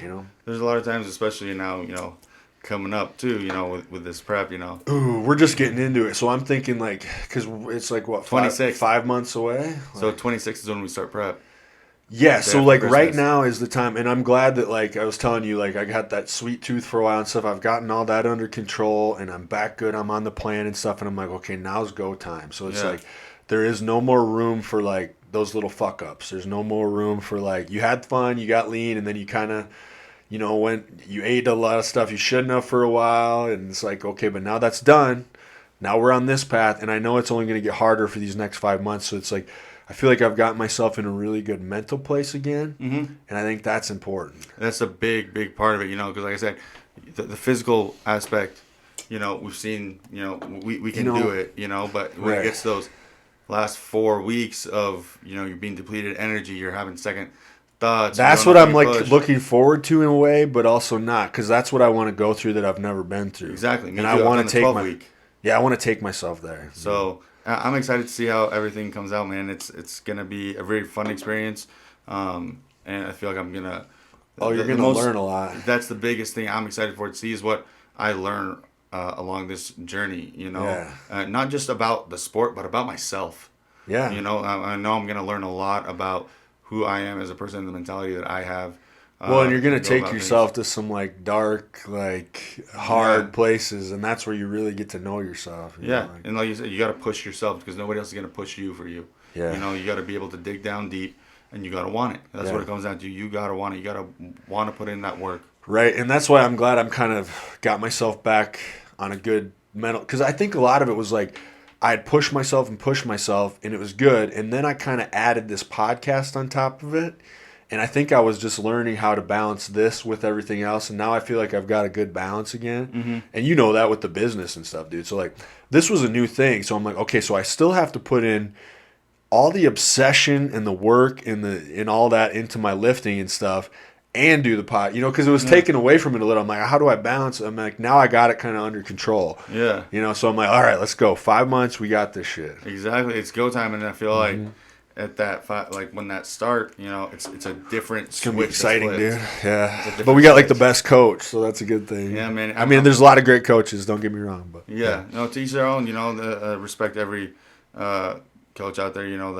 That there is a lot of great coaches around here, dude. This whole scene here is crazy. Yeah, I feel like it's grown a lot over the past couple years from when I had first started seeing the bodybuilding industry and a lot more athletes come through. So. I'm just excited to really see also where the sport heads within the next couple of years and how much it's going to grow. There's more competitors coming in. Dude, it's huge in this area. Yeah. It's really cool. That's like kind of what's keeping me here, because I'm not even from here. But it's like, I don't know that I'd still be here if I hadn't kind of found this community. You know what I mean? Like, yeah, so it's... The sense of community that this bodybuilding community shares is just like, it's a family, Even though you're competing against one another, you're also pushing one another to be the best version of yourselves. And that's what exciting, it comes down dude. to. It's a non-negotiable mindset. Yeah, I like that tagline too. Yeah. That's great. I have that's my keychain. My key fob is the ones you guys send out in the boxes. Yeah, I still have that thing. So that's it's a non-negotiable mindset, man. That's why we have it as the brand motto. Yep. It's because it's non-negotiable. Like I don't care if you still have cardio to do and it's still 9 p.m. It's non-negotiable. You're gonna go do your cardio and it fits into bodybuilding, and you'll see Jordan doing that. Like it'll be late at night, and all of a sudden you'll see him on the bike on his story, and it's like, well, he obviously had to still get this amount of cardio in, and it doesn't matter what time it is. He has to. Non-negotiable. You got to get it done. Non-negotiable. How tired you are, I don't care how depleted you are. You want something that fucking bad, you're gonna have that non-negotiable mindset that you're gonna go after it. Yeah, I love that. And that's what we found, because that's what it's like in bodybuilding. It's like, well, this thing has to get done. Yeah. I don't care how it gets done, but it has to get done. Not just bodybuilding. It's resonate in life. It's a if I want something that bad, it's non-negotiable what I got to do. Mm-hmm. You know what I'm saying? If I want something that bad, it's non-negotiable. Like I got to do this, and it's not up for debate. Well, it's kind of like a lot of people want things, but they don't want to do the things necessary to get the things. I feel like that's 98.5% That's most people. Of people. Yeah, and then they start blaming other things instead of looking at themselves a lot. Well, you gotta. You know what I'm saying? People, It's like I said, talk the talk, walk the walk. They'll find an excuse for anything. You know, yeah. any excuse to push it off. You know, to push the blame to. Yeah. You know, instead of taking accountability and being like, "Nah, I fucked up and I didn't hit my cardio that night," or "Yeah, I fucked up on my meal plan," or and if "No, I fucked up on this project," and taking accountability, like, "No, but my computer died," or college project or something. It doesn't matter. No. Nobody cares. Work harder. Right? Exactly. Yeah. Nobody cares. Figure out a fucking way and do it. Yeah, dude, that's a great mindset. That's a great mindset. Nobody's gonna have sympathy for you, bro. Like everybody has a sad story. Nobody gives a fuck. Everybody has the world doesn't care. The world does not care. You're one individual out of 8 billion fucking people. You think they care about your one sad sob story? No, they fucking don't. But you know what they care about? Your success. Yeah, once you know what I'm saying? So it's like, they don't give a fuck about you until you're there, though. It's kind of like a breakup. If you go be happy and you go like kill it without, you're gonna be fine. It's like definitely. Like the best revenge is success. Like that's just being a better version of yourself, you know. And that's the biggest thing. It's like you can't achieve that if you're having other people's opinions hold you back, unless you have that mindset of I don't give a fuck what this person thinks. I don't give a fuck what that person thinks. Just gotta block it out. Fucking sad story. Work fucking harder. Go get what you fucking want. Yeah, that's so true in bodybuilding too, because you think about how many people have a hard story, and what they've been able to achieve regardless of that story. And I think that's what's so inspiring about it. Yeah, there's a lot of inspirational stories. Yeah, don't get me wrong. I'm not discrediting anybody's story, but everyone's got I totally get what you're saying. You know what I'm saying? Everyone's got us, right? I'm not discrediting anyone's past experiences or traumas they may have faced or adversities. But at the end of the day, that saying is true. Nobody cares to work harder. Exactly. Well, you're here now, right? I love that, dude. That was in the past, and you're here now. You're standing right in front of me today. Well, you have every day. You have every day to like reinvent. Like, okay, that was yesterday. Now today, you don't do that anymore. You know what I'm saying? Like, you get to decide every day who you want to be and who you're going to be. It's all with the mindset you wake up with. Yeah. And how you want to attack the day. If you wake up, I'm dreading this, and you have just a negative approach to the day, shit around you is going to be negative. The whole day is going to be negative. You're not going to be. And you can change that pretty quick. My fucking bitch. Yeah. If you wake up with that mentality, I'm going to make today my fucking bitch. I'm going to make this week my fucking bitch. Mm-hmm. Then you go in there with powerful attitude, positive energy, ready to fucking take on whatever comes your way. And you kill it. No matter, okay, you have a hiccup, cool, you fucking deal with it, and then you go on. Something comes up at work. You fuck up, move on. Yep. Fix it, move on. Don't spend too much time on it. Get the fuck over it. Move forward. And that probably translates to business too, huh? Yeah, big time. Like that. Otherwise, you said, you would have quit a million times. You just have to. Yeah, if every time that there was one little thing that went wrong or something like that, and I got frustrated and wanted to call it quits, there wouldn't be no more FX subs. But you got to keep pushing. You got to keep moving forward. Okay, you learn from your mistake and you move forward, and then you apply what you learned, so it doesn't happen again, and you keep growing. Yeah. You with have to new learn. knowledge. Yeah. Dude, I love that. You have to learn. You have to learn. You have to be able to reflect and take the lessons that life gives you. Because if you don't, that's where we talked about having a fixed mindset and a growth mindset. If you cannot take, those lessons that life teaches you and apply those moving forward into your life to learn from it, so you can grow to be a better person, a better individual, a better version of yourself, then what's the point? Right. Then you're just stuck. You're stuck in one spot in a loop. Where you're not progressing, you're the same old person, you're not growing. To me, that's like the scariest thing that I never want. Like that's probably my biggest fear. I don't ever want that. Yeah, if someone came up to me and was like, "Oh, you're the same person I met 10 years ago," I'd be like, "Fuck." Oh, dude, I know that would feel terrible. Like I said, I don't. 18-year-old me, goddamn. No, that was my freshman year in college. You do not want to know. You've probably grown a lot since then, man. Exactly, yeah. But if I hadn't, and someone told me you're the same person I met 10 years ago, you haven't changed a bit, that would piss well, that's me the those fuck people. off. They say sometimes people they'll die at the age 35, but they don't actually die till 75. You know what I'm saying? Soul. Their soul has died. They're an old soul. Yeah, so it's like you don't want to do that. You don't want to be that person. So anyways, dude, we're like past 2 hours. Jesus Christ, we've been here a minute. Yeah, man. So is there anything else you want to talk about before we sign off? Or oh, man, I think obviously shout out to FX Subs and shout out to Body Shop, shout out to Renovation Fitness. Yeah, thank you, Nick, for having me, man. This has been a great pleasure. Yeah. First time ever doing this. We covered so many topics, but it feels good to be able to really relate to someone and also really put it out there, everything that's going on in personal life, business, and just where everything is heading right now. I think It's a you big got an moment. exciting year coming up, man. And I think your company's grown a ton, and it's just going to keep growing. So Appreciate that, man. There's a lot to look forward to, and I'm just excited to see what the journey holds, man. There's, gonna keep plugging away, Yep. Head down, keep grinding, and I'll be watching you, dude. Hell yeah. You're gonna Let's be do right this. there on me. Let's do this, man. All right, everybody, thank you for listening. Obviously, use FX Subs, go to the body shop, check out Renovation Fitness, check out Freedom Fitness, all that stuff. Yeah.